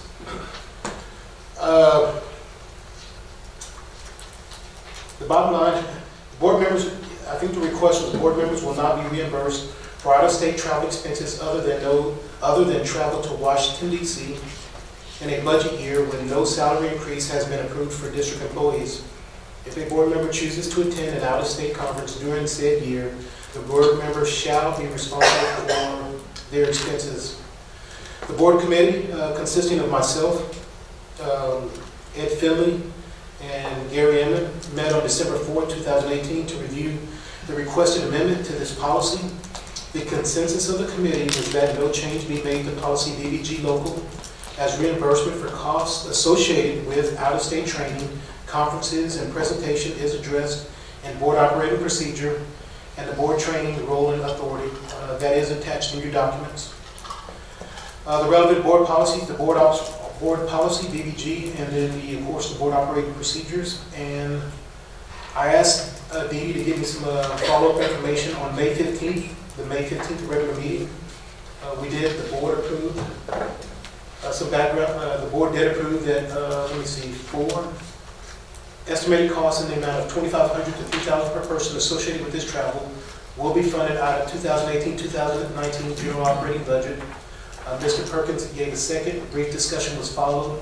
Mr. Westbrook called for a vote, and the motion carried. The vote was 6-0. Everybody present voted for that one to set money aside, and I think that was the general reason.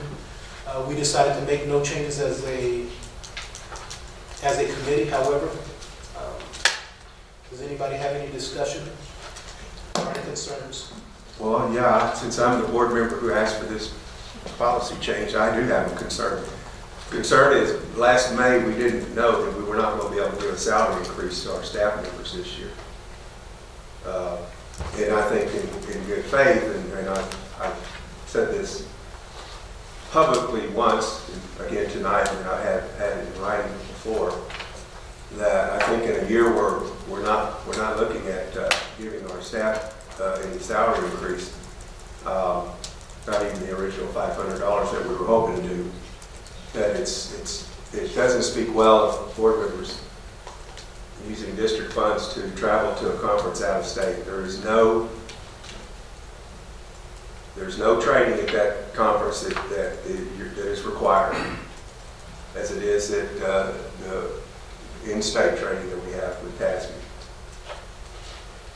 It probably looks good that our district is represented there, but in the scheme of things, the national organization, I don't think it makes this year makes sense for us to be doing that. I would say that in a good year where all things being equal and we have the budget to pass along a salary increase to our staff, whatever it would be, $500 or 3% on the bid line, whatever it is, that would be fine. Go ahead. But I just don't think it says the right thing, that we're willing to go ahead and do that. And regardless of what it says in the board operating procedures, again, we didn't know these things in May. This is a different year, as outlined by many things we're seeing here, with the calendar, with STAR testing, with things that the state is doing, that TEA is doing. It's a very different kind of year. So the community member was not at the policy meeting. Is that what I'm hearing? She actually was. Dr. Petrisky was at the meeting. She was? You didn't mention her name. I apologize, but Dr. Petrisky was at the meeting, and there was a general consensus. Like I said, now everybody could live with the recommendation we gave the Board of Trustees tonight. Okay. That's the way it is. That's the way it is. But So I just want to So say what? that while I agree that, when we have teachers who we can't give a raise to, we should be looking, if we're looking at cutting corners everywhere, and we've shown that in our budget committee meetings. I think one of my concerns is that, like you pointed out, in May, when you voted on this, you didn't know at that time. So if we put this in there, I'm just saying at the time that we cycle this through for a vote, we're not going to know whether there's, until we take a hard look at the budget, whether there will be an increase for the teachers. So I don't know what the answer to that is. But I do believe that yes, when we can't give the teachers a raise or an increase of any sorts, we need to be looking at cutting our budget as well. I think one reason we did it in May is because we were wondering that's what was due was the speaker, if we were going to do, correct me if I'm wrong, but I think that's the reason we did it that early, if I remember right, is because some people wanted to submit their things. I think, And wasn't that I did right? submit, and I was accepted, but I've also contacted them to let them know that I would not be attending. Yes, and I And, was on one of those. again, this is how I feel about it. Again, I understand there's a reason for having a representative go to the Capitol, go to Washington, D.C. I believe Mr. Finley is going there in January, but I think there's a reason for that. I think that's a good thing to do. But I don't see any benefit from attending a conference in Philadelphia, Pennsylvania in April. That again, no board member is going to get any CDC for it, as you would at Tasman. But again, we have a board policy committee believes that there doesn't need to be a change, or if there's a consensus that no change be made, then I guess that's the way it is.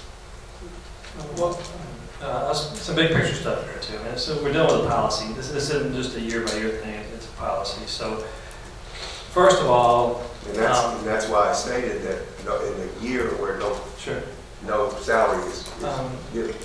First of all, I've said this 100 times in the past year. Our teachers are the highest paid teachers in the county. This district, this board, these administrators have bent over backwards over the last 10 to 15 years to be frugal. This has been a ridiculously frugal school board over the last 15 years. It's been a ridiculously frugal administration over the last 15 years. The result of that is that we can pay our teachers more than the average by far, despite the fact that we get less dollars per student than most of our competitors do. I mean, that's a signal that this district has been incredibly frugal, and we haven't been a school board that wastes money either on ourselves or as a district. I mean, we've been incredibly frugal over the years. So we did run the numbers, I think, the other day, just to show what our school board training budget has been in comparison to some other people around here. If I recall correctly, Judson, I think, budgeted maybe 2 times to 3 times as much as we budget for board training. And I think despite the fact that we budgeted maybe 12 to 15,000, I think it was, something like that, on average we've been spending less than 10,000. So, I mean, that goes back, years and years and years. So I don't think this board has been spending too much on training. Hypothetically speaking, if we've got the highest paid teachers, you can spend more on board member training. I mean, it's not like we're not paying our teachers. I mean, they're the highest paid in the area. And you can laugh all day long, David. I mean, we're paying them some of the best in the area. We just talked. The Judson School District goes into their fund balance to give a teacher salary increase.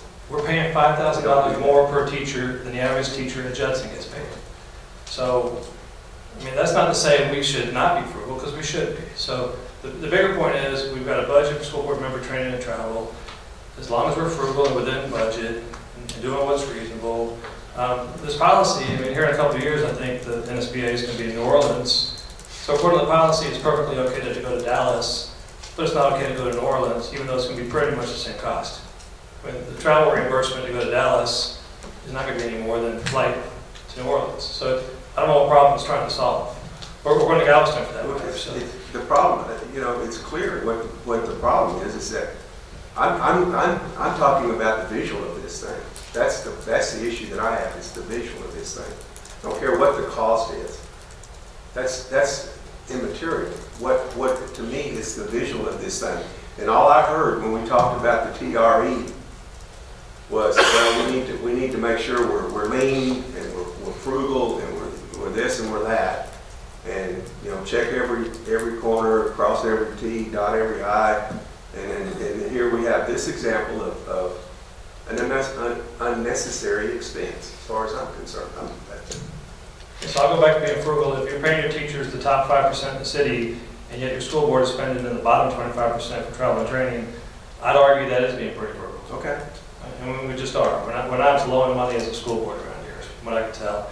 And I'm all for one or two trustees going to various conferences across the country. I mean, that's going to give Robert here an opportunity to possibly be TASB president someday, and that's a good thing for our district. And a lot of that comes from him volunteering his time, or any other trustee volunteering their time. No one gets paid to go to these conferences.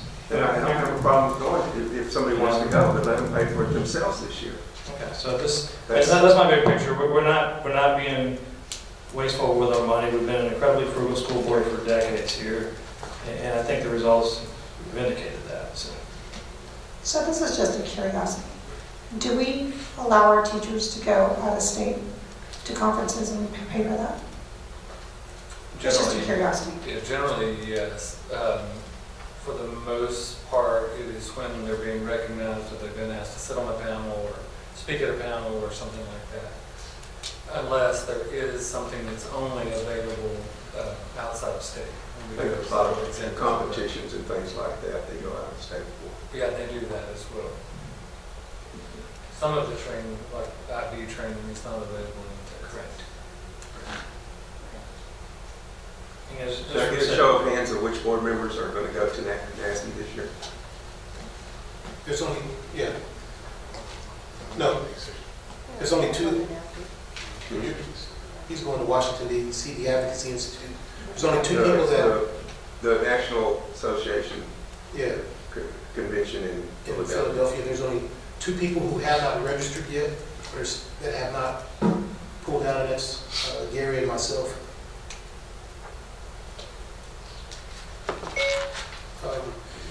I will say it was a recommendation. It is a discussion item. So if I'm hearing some desire to maybe bring it back as an action item next month. However,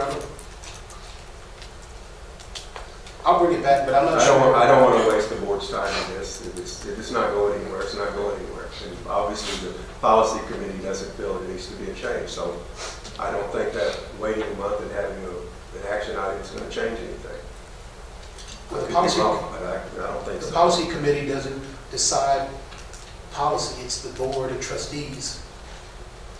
And I hear 2 or 3 people, based upon the comments, that may have concerns about,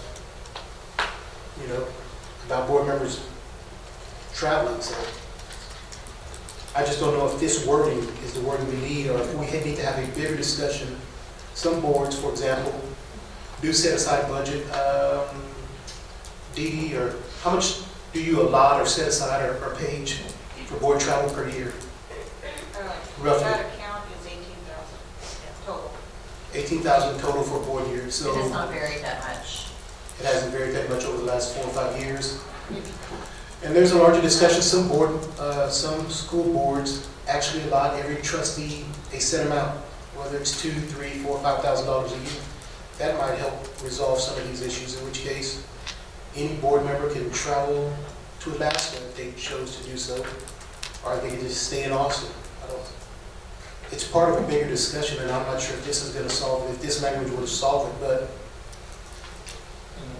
Just not to throw a monkey or a wrench in this whole thing, but I mean, in that light of that, there are districts that, because I've seen this happen, somebody who literally chooses not to run again for the school board in May, or in our case, November, and yet they go to NSBA in April. I mean, I think we'd all agree that's a massive waste of money, because you're not even going to be on the school board come May. But I think you can put some policies in place to kind of prevent situations like that. But again, so Dee Dee, you just said we budget $18,000 a year, which is a lot less than most districts even budget. But then, aside from that, we spend about 10. I mean, half of what we budget, which is already less than everybody else around us, which I think historically is a pretty good indicator that this school board does care about the appearance of frugality and not spending money on travel and training.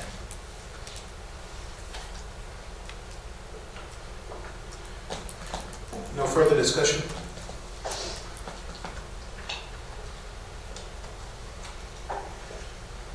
can we have Matt Rivera for the discussion for the procurement of goods and services presented by Matt Rivera? Mr. President, members of the board, and Dr. Gibson, we have two solicitations that will be issuing soon. One is the supplemental LSSP and educational diagnostician services, and the second is the Clemens Band Hall renovation and addition package. The purpose of this item is just to see if you have any questions. If necessary, we've talked about the Band Hall addition renovation previously. We're planning on issuing that early in January. Mr. Mosley, you want to add any details? If you have any questions, we're here. Mr. Light was here earlier. And as far as the LSSP, Educational Diagnostician Services, there's a lot to say about that, on why we need that. And Mrs. Williams is here if you have any questions about that. Can I ask Mr. Light, on the Clemens Band Hall renovation addition, do you have any idea from y'all's discussions about the length of time for that? I think our tentative time frame is we'll begin work April 1st, which we'll have to displace some folks then. But doing that, we should be able to get the band back into the 2 band rooms by the time summer band starts, hopefully by August 1st. All right. So they won't disrupt any like contests or anything No, like that? we won't have some of the storage done. No, it definitely won't interrupt contest. Okay. When school starts, we may not be in the orchestra room and we may not have the additional storage, Okay. but they will have a place for summer band. Or is that where the portables are going to be going? And the orchestra and the storage should be done October. Yeah. Okay, all right. Okay. And so with the design of this and everything, the band folks, they're happy with the changes that are going to be made. They're good to go with this. Yes, It's an improvement for them, the space and everything else. They've been involved every step of the way, talking about all the details. I usually leave a meeting here and head straight across the street and discuss with them. In fact, we were discussing doors today. So, yeah, they're involved in all the details. Good. I guess you got to have doors.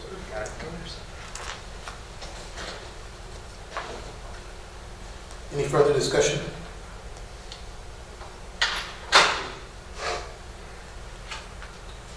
All right, any board member? Agenda items requiring board action are routinely brought to the Board of Trustees for discussion 1 month and brought back to the board for consideration and possible action at a later date, typically the following month. This item allows trustees an opportunity to consider which discussion items on this month's agenda may be eligible for board action under the consent agenda of a future meeting. Any item placed under the consent agenda may be pulled and voted on separately if requested by a board member. Right now, what we do have for possible action items next month, are the 2019-2020 school calendar. That's correct. Correct. Number 4, number 5, and number 7. Staff development waiver by COVAX. Local district update, BBG, by myself. Solicitation for supplemental licensed specialists in school psychology or education's diagnosis services. Williams and Rivera, and solicitation for Clemens Band Hall renovation and addition. Krusky, Light, Rivera. Mr. President, my apologies. The date on the LSSP and educational diagnostician, because of the timelines involved, will lead to the board back until February. So we anticipate that coming back. As Mr. Mosley just pointed out, before we schedule, Clemens Band Hall won't be until February as well. Okay, so we'll just stick a pin and so now it's number 4 and 5. Yeah, number 4 and number 5. 4, 5.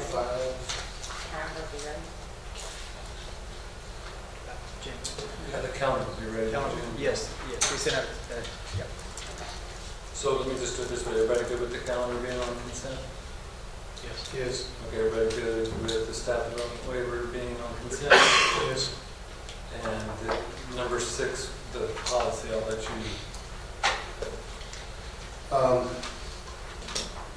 I'm looking for consensus. I would sort of like to pull DBG, I think it's part of a larger discussion. I really do about board travel. I don't think that's ready for a vote.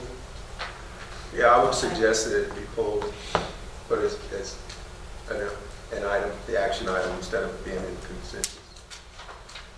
So we'll pull the DBG local. Okay, so number 4. If it's going to be an item at all, I mean, that's totally up to you. Do you mind conferring with Mr. Peterson offline? Yeah, that's- Bring it back where we want. It's Pivotal, Emmett, and myself. It's a bigger issue. It really is. So that's just part and parcel. We'll deal with it. Yeah, as long as the 3 that you were talking about it, that's fine. Just don't bring a 4th, of course, into the conversation. And then just let us know and we'll be happy to post. Sounds good. Okay. All right, thank you. Consent items, Dr. Gibson.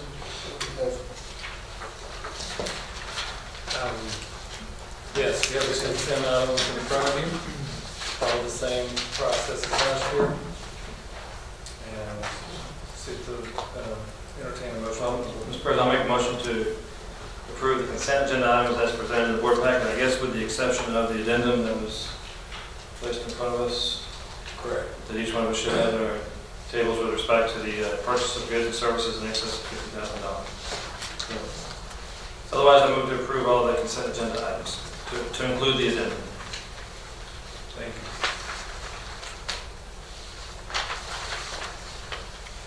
you. Second. We have a motion and a second. Any discussion? I don't follow, are we pulling the addendum or are we not? The motion was to Including include that. the addendum. To include the addendum, Yeah. okay.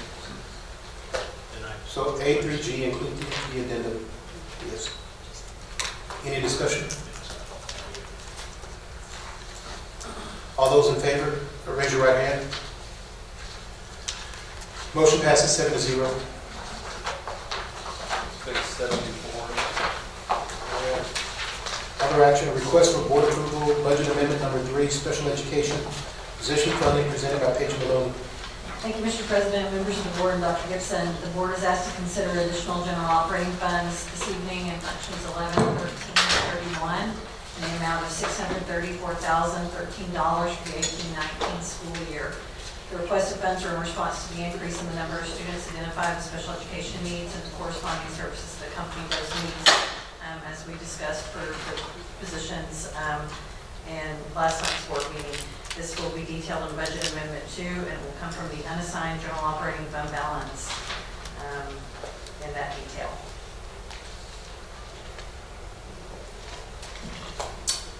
Any questions? Can I get a motion? I move the Board of Trustees approve budget amendment number 2 as presented. Second. We have a motion and a second. Any discussion? Hey, 2 or 3? It says 2 here, it says 3 here. 3 positions? So we can- Oh, no, the budget amendment. It's number 3. It's 3. Okay, so if you... All right, budget amendment. I move That's for budget amendment.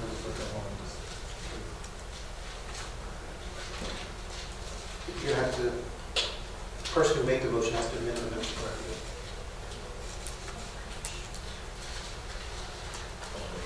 Yes, Okay, it's number 3. it's 3. Okay. Mr. President, I amend the motion to change it to budget amendment number 3 as presented.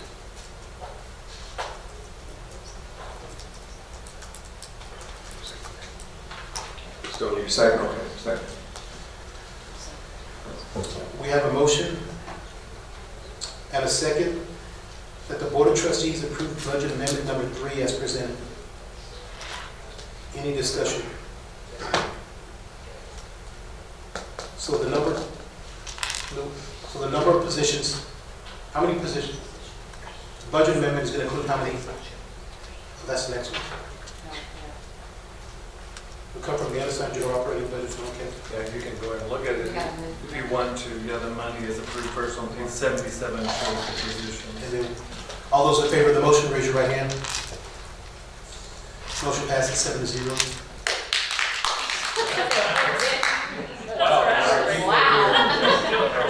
They're coming into school? Y'all picked well tonight. Mr. President, On purpose. if I remember right, you have to make the funds available first before it authorizes the expense. You're correct. Don't celebrate that. Oh, Brenda Cannon, approval of new positions. Yes, this action item is to approve the positions that the budget amendment just was considered for.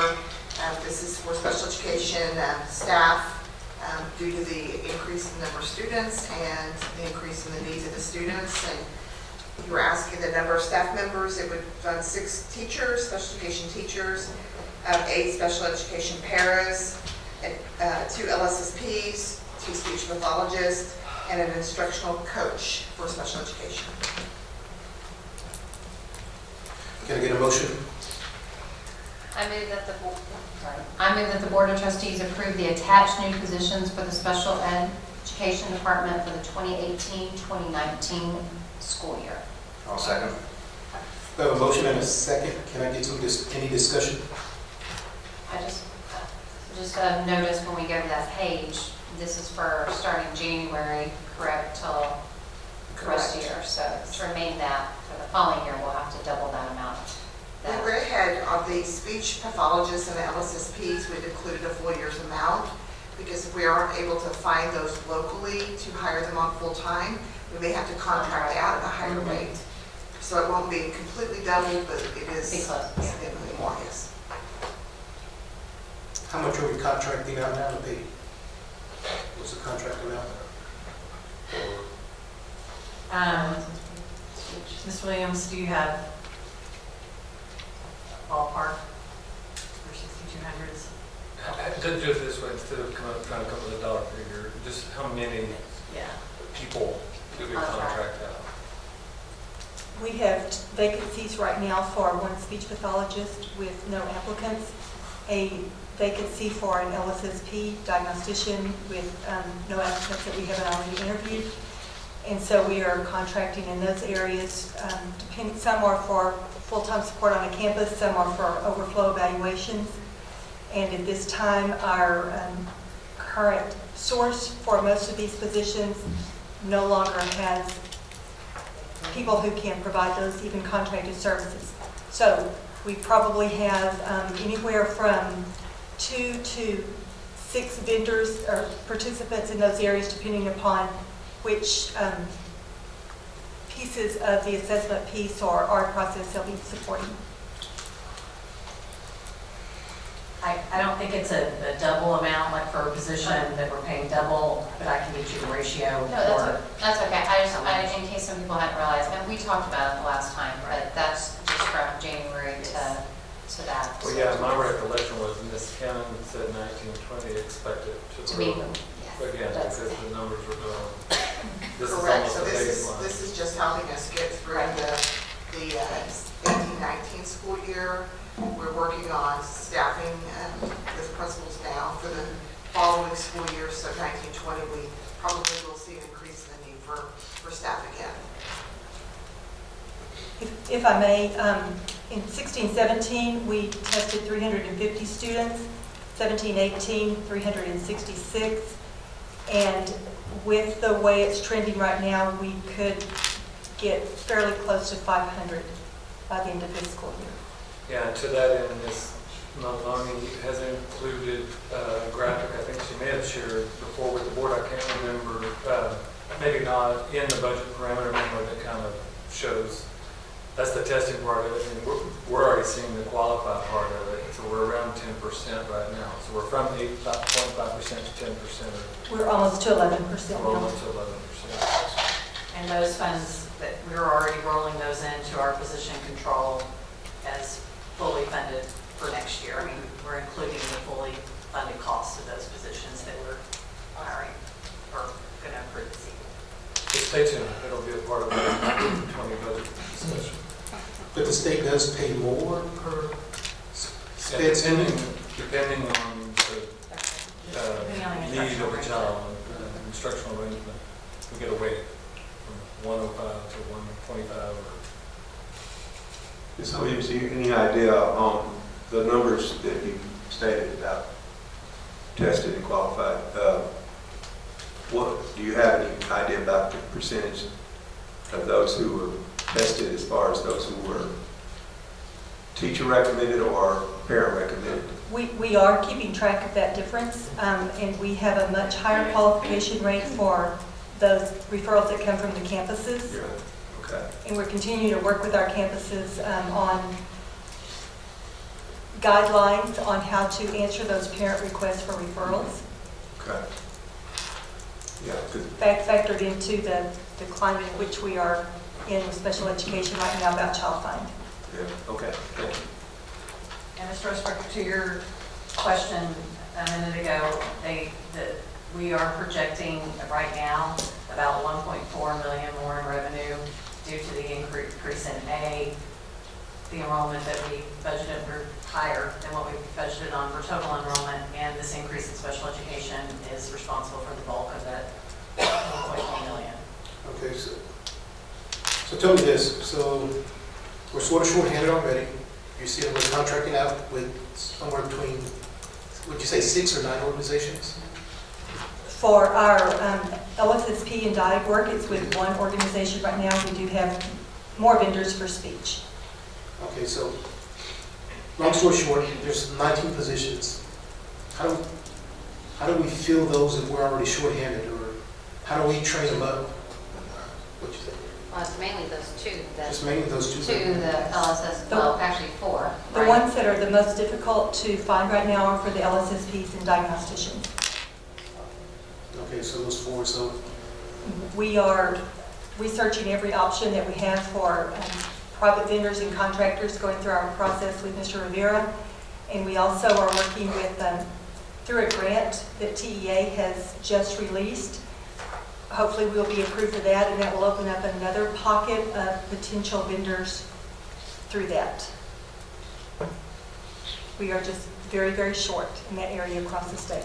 We need to encourage people to go into that field. Quickly. it's just Or move from another state and get certified here. Yeah. Well, they can make more money working for an organization exactly. and not have to deal with all the other stuff the teacher has to deal with on a daily basis. It's going to be kind of hard to have individuals go into that field. And unfortunately, once they do, they kind of figure it out, and then they go work for those organizations. So Well, I would say we have a fabulous staff of assessment people right here, and we're very, very thankful that they're here and try our best to take good care of them. Thank you very much.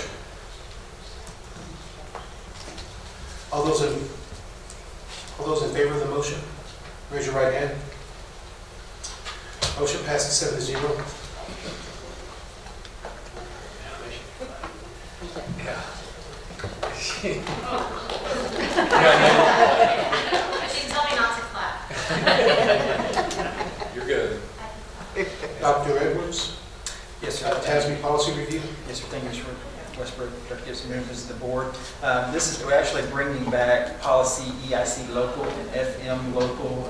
This was approved. These two were part of the study that was approved last month. However, there was some language that we needed to bring back to better allow us to respond and serve our students, specifically as it relates to policy EIC. In the areas highlighted, the original that was brought back, or that was brought and approved last time, just specifically mentioned advanced under the category of the weighted grade system. We need to expand that. An example of that is that if we just pigeonhole it to that and don't include pre-AP, pre-IB, there are students that are taking those classes now that's going to be a part of their transcript for the next 5 years. And so we needed to broaden that to include all of that language. So when a student does have that on the transcript, it's correlated to what we perceive as honors classes on the new policy. So basically, it would, this policy was revised when we changed our weighted grading system 4 years ago. We had to do it in steps. So if you're a graduate of this year, you're under this policy. If you're a graduate of this year, you're under this policy. And to avoid that, we just continue to have all of the wording of what those advanced classes may be. So as it reports on a transcript and things like that, it's still, it correlates and it matches up on that. Dr. Evans, I might add that he went through all this times 3 with the policy committee, and it's come through them with a favorable recommendation. Yes, sir. And then the other policy, same as we talked about with the policy committee, it really just allows us to add the word honors in policy FM local.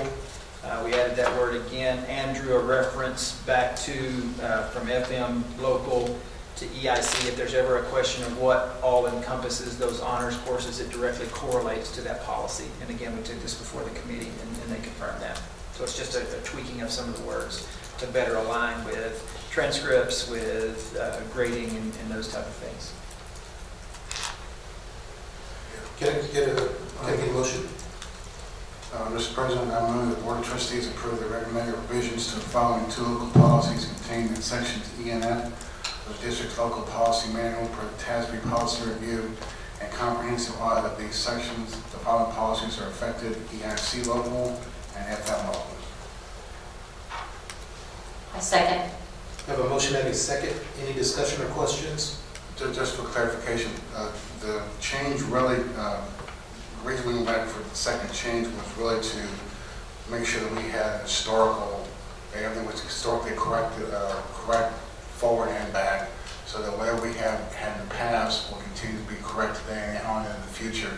And so it really was continuity of terminology more than anything else in this. It doesn't change the effect of it, but it's really more make sure that we're calling it what it really is, going backwards and going forward. Yes, sir. And part of it came through with College Board now, the pre-AP wording, you have to buy into that if you don't. So our courses moving forward in that category, in that way, will be labeled as honors. You won't see pre-AP English 1, pre-AP English 2, those type of things because of some of the, I guess, the trademark or copyright of College Board. And so it will be honors, and so now all of those will show listed in policy, so it correlates with transcript, and as you said, those type of things in a big, broad category. Very good, thank you. Any further discussion, questions? All those in favor, raise your right hand.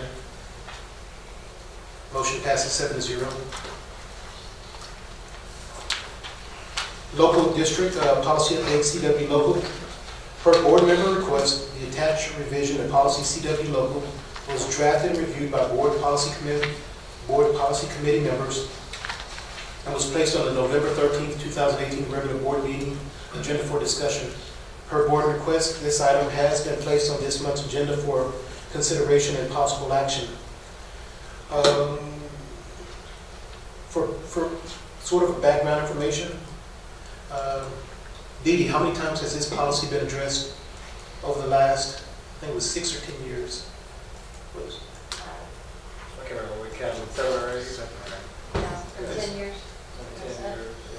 I think it was 6 or 7 in the last 2 years. Yeah, it was every year and a half, this policy seems to be addressed. It's never satisfactory, but I would like to draw everybody's attention to page 85 and 86, and I think you will find the amended wording that the policy committee, consisting of myself, Gary Inman, Ed Finley, and Dr. Irene Petrisky, sort of came to a consensus about. Nobody thought it was perfect, but we thought it addressed our needs at this time.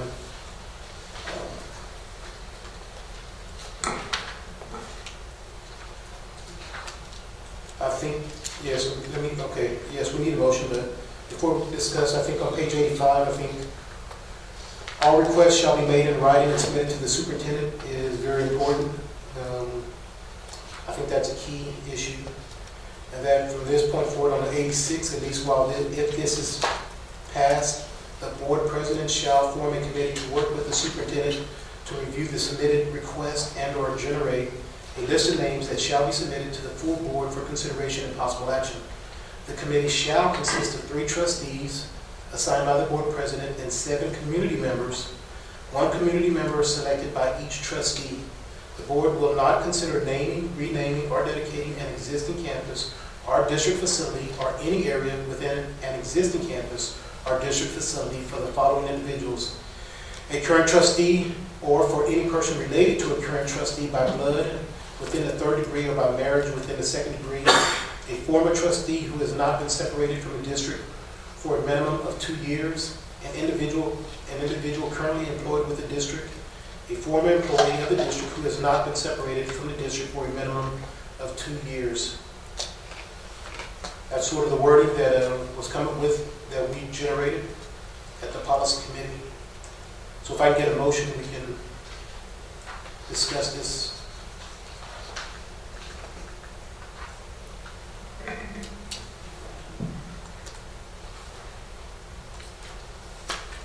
Take JB3.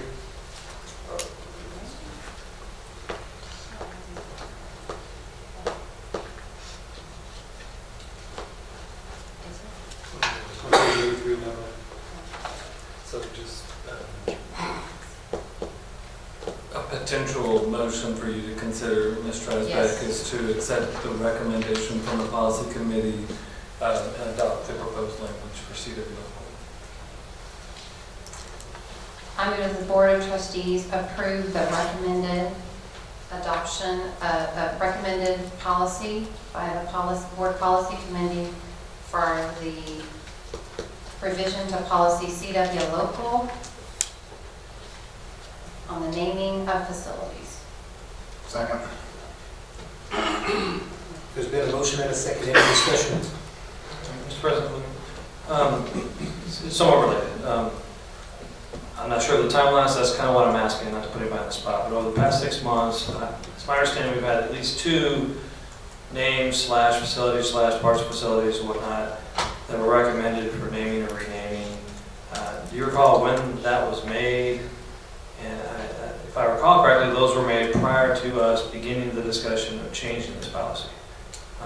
Is that correct? I mean, if we don't know the exact dates, is at least those 2 were made before any discussion of changing the policy took place? More or less correct. You're correct. Okay, so I think it's appropriate at this time to kind of point out, I mean, even if we change this policy, I would still hate to see those 2 then be matched up against the new policy. We ought to at least, if we go forward just like with this, when anybody makes a recommendation, they shouldn't then be subject to whatever new policy we possibly have to come up with 2 or 3 years down the road. So just whatever names were already underway, or whatever facilities were underway when this discussion began, I'd still like to see that move forward based upon the old policy. Well, I think I would recommend if the board agrees to that, to just then not adopt this and let us do those 2 and then adopt this after the I've said this all along. I mean, I think it's wrong. I mean, whatever the circumstances are, to start changing the policy to fit a certain thing that's already underway as opposed to just applying the current policy. It's like changing the law on somebody after something's already taken place. I mean, you just don't do that. I'm personally okay with the policy change here, but it's kind of changing the rules of the game in midstream on things that have already taken place, I guess, is part of the issue I have. So. I would just postpone a vote on this and consider those 2, I think, and then bring these back after those 2 are considered.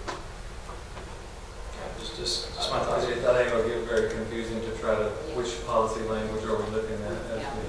Well, and if I may, once you adopt local policy, it is local policy. And so if you adopt it tonight and come back to try to make a decision on a policy, you will be in violation of your own policy if you don't follow this one. But if we change it every year and a half, we could just change it again and vote on it again. Yes, you could. It's almost like our time is free. We got nothing better to do. I think we're generating busy work. Yes and no. Gary, and it does make a valid point. We did, in a sense, change the rules of the game after the game already started. We don't want to adopt it, we don't have to adopt it, and we can move forward. This will go to a naming committee, and the naming committee will then present it to the board, and then we can vote on it, we can move forward. My question from day one on this thing is, why is this even necessary? Have we been inundated with naming of facilities for board members. I've been on this board 11 and a half years, and I've never heard of one. Most recent one, in fact, the only one I've heard of was we got a request from George Ricks, former board member, former board president, for the ROTC facility at Still High School for Scott Herrick, who was a longtime board member who unfortunately has passed away. And I know of one other that we received that I recused myself on, which was the right thing to do, and I would do it again. So was this caused because of one or both of those? Because that's when this came up. Actually, I think Mr. Cruz is not on the board anymore, is the one who asked for the policy of admission, if I'm correct. And that's what started the policy committee meetings. Yeah, so I think it's just like the travel and training where somebody brought up an issue that nobody even thought about. And then subsequent discussions then led to, well, what about this and what about that? And all of a sudden it morphed into something that didn't start out to be, I guess. But I think that's how we got here. But yeah, it just doesn't feel right to, and this isn't the first time, quite honestly, this has happened to me. To something like that to come forward, and then it's almost like you're changing the policy to either fit some request or to deny a request based on a policy that's done after the fact, in a sense. And I just don't think that's right, whether we're okay with this new policy or not. Yeah, so somebody asked me whatever happened to those two names that were brought forward a couple months ago. I mean, who knows whatever happened to that? So that's something we got to deal with instead of just changing the policy on somebody. I know one name that was brought up at the beginning of last school year that has not been acted on. Okay. And again, I'm saying more than I should say, but I have to say something. I can't sit by and let something like that happen and not say something. Because up or down, yes or no, if something needs to happen, again, and as I pointed out, to me, this is like we're hiding behind a policy instead of stepping up, taking a vote, out here in the open, transparent. We're trying to hide behind a policy now. This is, to me, it's wrong. And where else would this policy be found? What other school district would have a policy similar to this? I know Northside doesn't, and I know Northeast doesn't.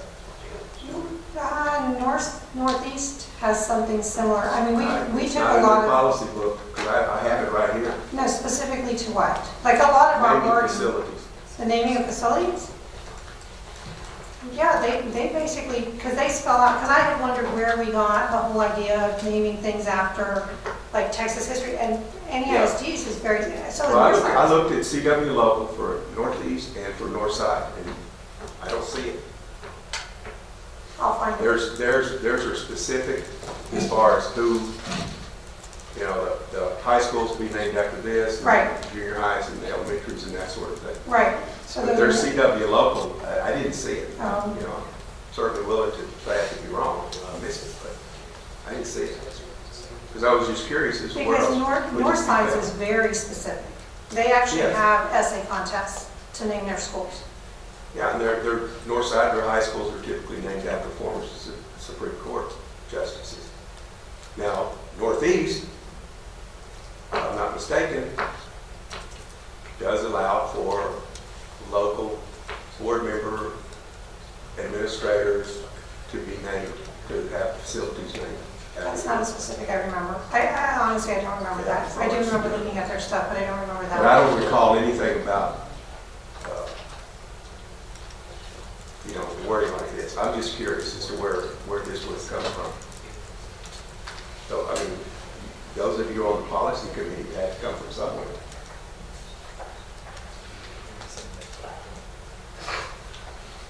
So again, I'm asking a question. Yeah. Can I get an answer? I'm about to give you an answer. So, I don't think this was on anybody's radar, quite honestly. Certainly wasn't on mine or anybody on the policy committee. Now former trustee, I think, brought it up, if I recall correctly. And I think his primary point was to add language saying that you can't name it after somebody unless they're deceased. Y'all can agree or disagree, I think that was basically what started this, right?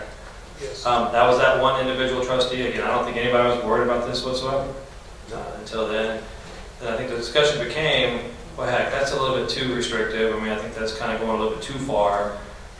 But, maybe we can live with, you just can't name it after a city trustee or a city employee or a family member of a trustee or something like that. Kind of as a compromise or more what I think was perceived to be a reasonable restriction, because you have to be deceased before you have a facility named after you. Seemed a little bit too over the top.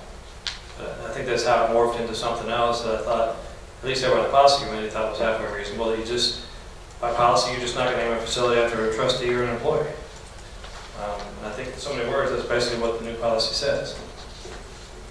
So I don't think anybody has a hard problem with it. I mean, is anybody sitting here that thinks we should name a facility after a trustee or an employee? I mean, if not, then I don't see what's wrong with the policy. Because that's really the only changes we made. All right? Well, we go back to changing the rules, and because we essentially changed the rules, and there was some,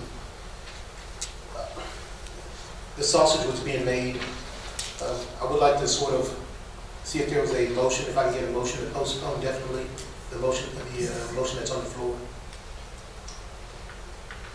I move that we postpone the motion that is currently on the floor and delay it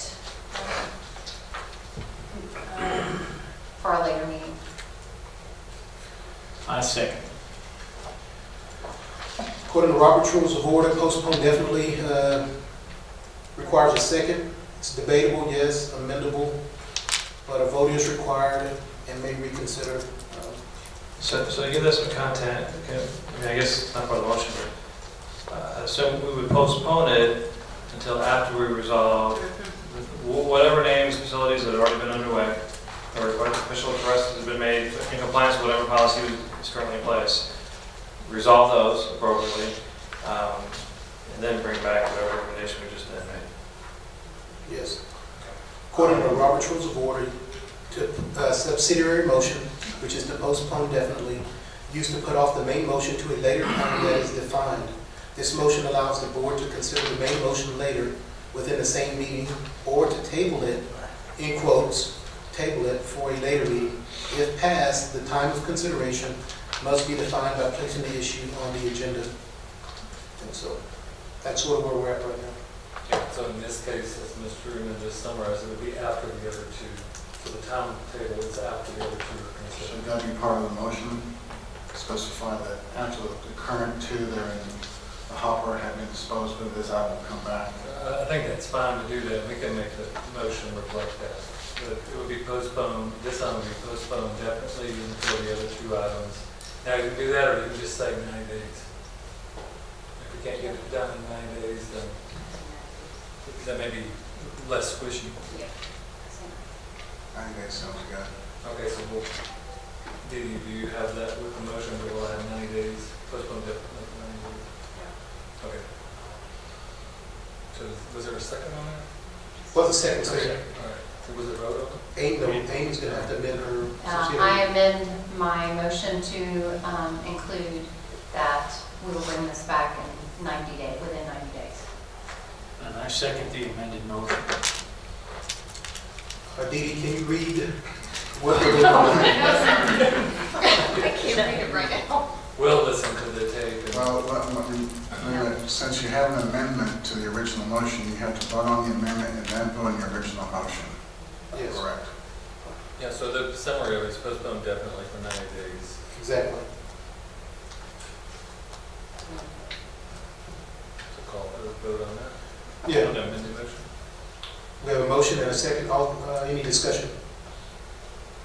All those in favor, raise your right hand. What are we voting on? The amended motion. To amend the motion to table this policy until For 90 days. All right.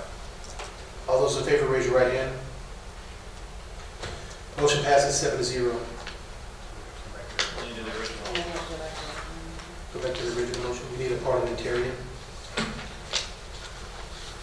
Letitia. I'm just joking. The board approved the amendment to the original motion, so the original motion is basically what I just said. Yes. So that's what you're voting on now officially, to definitely postpone definitely for 90 days this action. We just voted on the 90 days. Now we're voting on the action. Right. So now we're voting on the primary motion. To table this for 90 days. Right, but the motion on the floor now would be to postpone indefinitely, and because we have approved and amended the motion, the indefinitely becomes 90 days, but you still have to approve the original motion. We can call for a vote. All those in favor, raise your right hand. Motion passes 7-0. So again, even though we didn't put it in the motion, the intent and purpose is so that we can bring the other two items back before us at some point prior to the 90 days. Correct. So we're just accepting that as the request came out and be placed on the agenda. I don't think that needs to be part of the minutes related to it. And so,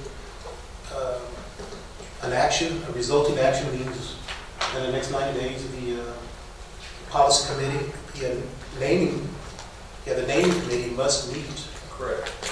On two names. My understanding, there's two requests out there right now. Yes. George Ricks for Scott Herring. Correct.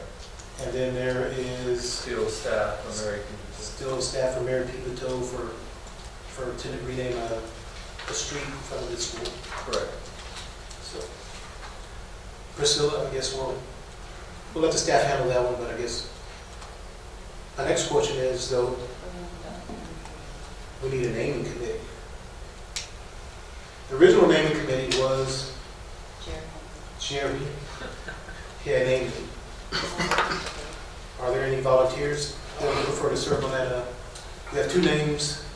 We need a naming committee. I'll do it again. Jerry Perkins, and we probably need three. I don't know if we can have maybe somebody from the CAC. Can ask. Yeah. Probably a couple. I think that's a good idea. So it's Jerry. Any other board member? Oh, I'll do it again. Sure. Amy Drysbeck and Jerry Perkins from the board. And then Dr. Gibson will try to find somebody, or Letitia will find somebody from the CAC, Community Advisory. So it's just Jerry and Amy? Unless anybody else wants to be on there, except the three. I would have to. You're happy to do it? Okay. Letitia, sorry, I didn't mean to overlook. I was, you know, you're diving in the big end, okay. Deep end diving into it. Letitia, So Jerry, where are you getting this committee from? the what? I mean, Also, the community, is that in the old policy? That's what Yes, I think in the old policy, the board president could I think you have the discretion to have name. discretion to have a naming policy. In the old policy, I asked for volunteers originally, and Jerry Perkins and Amy Drysbeck volunteered. And the third person, I think it was just those two, I don't even think Dr. Patrisky. But now I'm asking for volunteers, and then we'll have a fourth sort of civilian input, somebody from the CAC. I'm just looking at it, I don't see that that's in the old policy, or the policy as is today? The policy before, when this all started, was the board president Okay. had the ability, the discretion to name a naming commissioner, Okay. committee members. Yeah, you're right, Mr. Chairman, it's not in policy CW local, but the board president does have the authority. So he chose the last time under the authority to name a committee to help vet the names of Okay. the All right, what's next on the agenda? We have next. I'm glad I was chapter president of FFA for Breckenridge ISD for 3 years in a row. Kept my Robert's rules. Oh, is that yours? Was he a President Westbrook president? No, we worked. You just have to lift that up. We worked with the team. This portion of the meeting, let's go back. The board will now adjourn into closed session pursuant to the following sections of the Texas Open Meetings Act, Texas Government Code, Section 551.074, authorization to deliberate the appointment, employment, evaluation, reassignment duties, discipline, or dismissal of a public officer or employee, or to hear a complaint or charge against an officer or employee. 551.072, authorization to deliberate the purchase, exchange, lease, or value of real property if deliberation in an open meeting would have a detrimental effect on the position of the governmental body in negotiations with a third person. Time is 9:35. We're in closed session. And we have about 25 minutes, yeah, it's 8:35, and we have about 25 minutes once we all get in the room, I would estimate. Thank you for your patience. Congratulations to the two principals.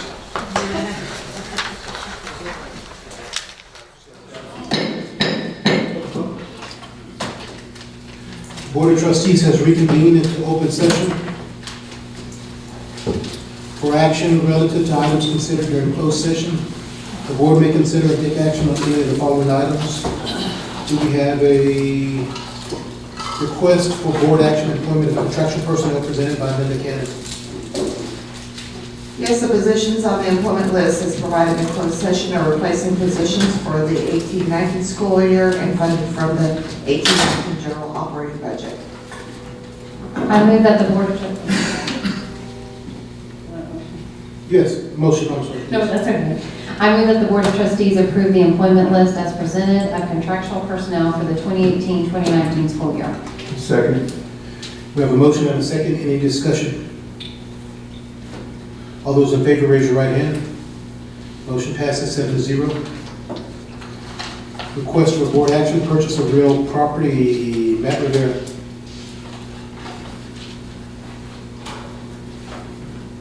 I beg your indulgence, Mr. President.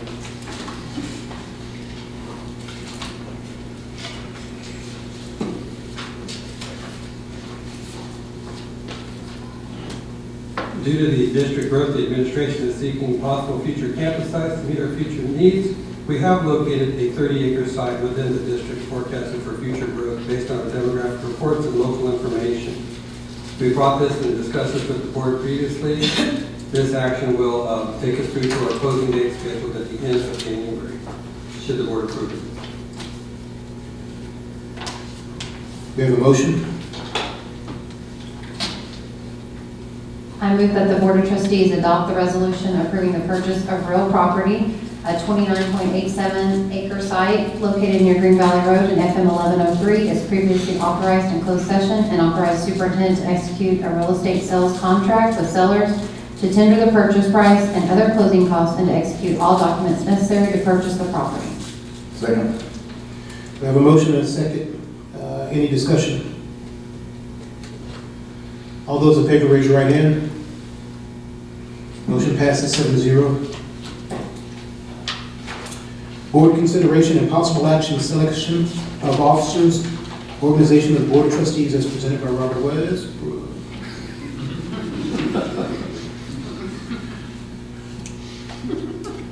So,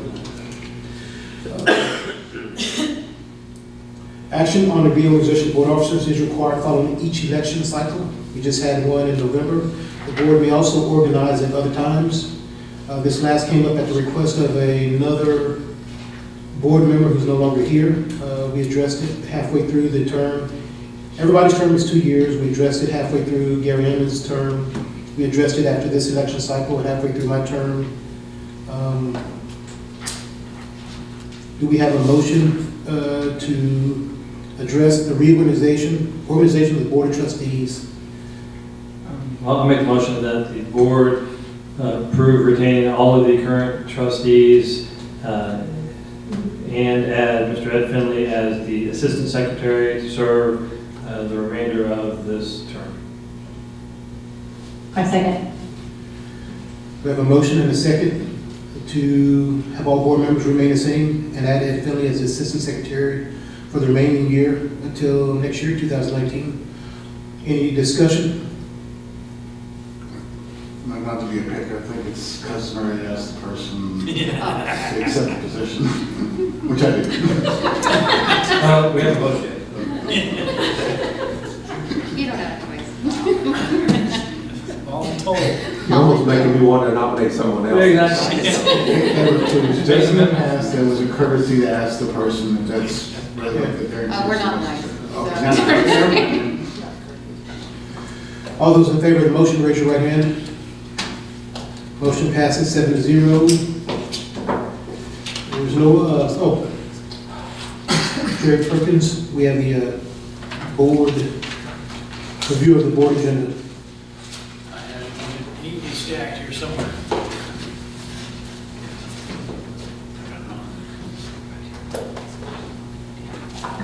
Oh, I got it. I opened it on my. Thank you, Priscilla. I like your shoes, Priscilla. Those are the ones you wear. I just took them off. Okay, we've got, coming up next month, we have our standard Tri-County Chamber Luncheon, Northeast Partnership Luncheon, the Chamber of Civil Selma Luncheon. We've also got an NSBA Advocate Institute that Ed Finley will be attending, and we've got a TASB XG Summit, January 10th and 11th in Austin. And we also have a board meeting on January 13th for our demographic study. Is that what we do? But it's Right. not, Well- it's not a board meeting. Okay, so describe it a little bit. So who was attending that? From December, who was From going to be? December. What's Y'all that, Mr. remember? Perkins, Steger, and Mr. Westbrook. Okay, so if y'all have it on your calendar for January 10th, is that right, 10th? Yes, it's on a Thursday. Right, and that was, what time is that? Remind me. 6 p.m. Yes, 6 p.m. That's good, because we've got the Northeast Partnership luncheon the same day. Yes, so 3 of us showed up, so there wouldn't be a quorum. Every 3 months, once a quarter, correct? Something to that effect. The combined, the CCAC, okay. There's, the other one was PTC, but after talking to Amy drives back, we just started important that board members show up at the combined and any other, especially the PTC with Paige Maloney. How often is that? That one's every quarter. It's every quarter. Every And quarter. we are going to combine, we had done elementary and secondary separate, but with feedback from both groups, we're going to do those together, so. So it's just a matter of. At 6. At 6? Oh, because of. Yeah. Amy and I thought it would have been important that at least 1 or 2 board members, maybe 3, show up at the very least to sort of say thank you. So even if I'm not, it's not mandated by me, and I don't always have to show up, but whoever does show up, if me or Amy doesn't, or if Amy wants to, just sort of give a thank you and give like a little speech or hoorah, thanks for all the hard work they're doing. And that's basically about showing up for. The next one's in February, so we'll get that to you. Exactly, so whoever wants to show up, and if Amy's not working, she's employed now. Yeah, so just maybe for discussion for later or now, I don't know. We had that elected officials meeting, and I think the elected officials really liked meeting with us. They loved getting to know our issues, and I think they kind of wanted to meet more often. I don't think we left with any resolution. More often than once a year. Right, more often than once a year. Do you remember what it is? We met twice last year. Twice last year? We met twice. Okay. It was spring, so I guess it's sort of I question. wasn't an elected official. The original idea came from Gary M, and he wanted to, that was a leftover from him. And we met twice last, we did, It was. but we did meet twice last year with the elected officials. Yeah, we met in spring and. Okay, so this is moving forward. So do you want it 2 or 3 times? And that's What about your- during the legislative session, we meet 3, but then on an off year, only twice, you know what I mean? Give them feedback. Given that, doing the legislature, yeah, Amy is correct. Next year might be important to, so we're all on one accord to meet more than twice. So next year is going to be a very important year. Okay. This is a question, do we know when legislative day is in Austin? Is that in March or February? February 26th. February 26th, okay. It's the same day as the. It's TASB Day. That's Okay, that's going to be part of my calendar. And how many of us are going to that? Priscilla, do you know how many are signed? Our plan to do For it. the TASB? XG Summit. For XG, 2. Wait, no, not legislative. Legislative. Legislative. No one's responded to that one yet. To the But legislative. I'll send it out again. Okay. on February 26th. Poor Priscilla. But is that one of those where only 3 can go? No. No. It's free too, I mean, there's no registration fees or I'll send it out. Okay. I think Dr. Gibson usually takes the Suburban and Krispy Kreme donuts. He's on that keto Whole30 diet. I'll get you whatever you want. I didn't get it either. Anything else? So I do show on Friday, the January 11th, that the Education Foundation Prize Control is out there. And David Pivato's name is listed there. Yeah, that's the day right now. The weather, of course. Yeah, well, the weather has to be as bad as it possibly can be before we head out. That's why I never show up. If it's not bad enough, you don't go. So you're saying January 11th is going to be snowed? Say what?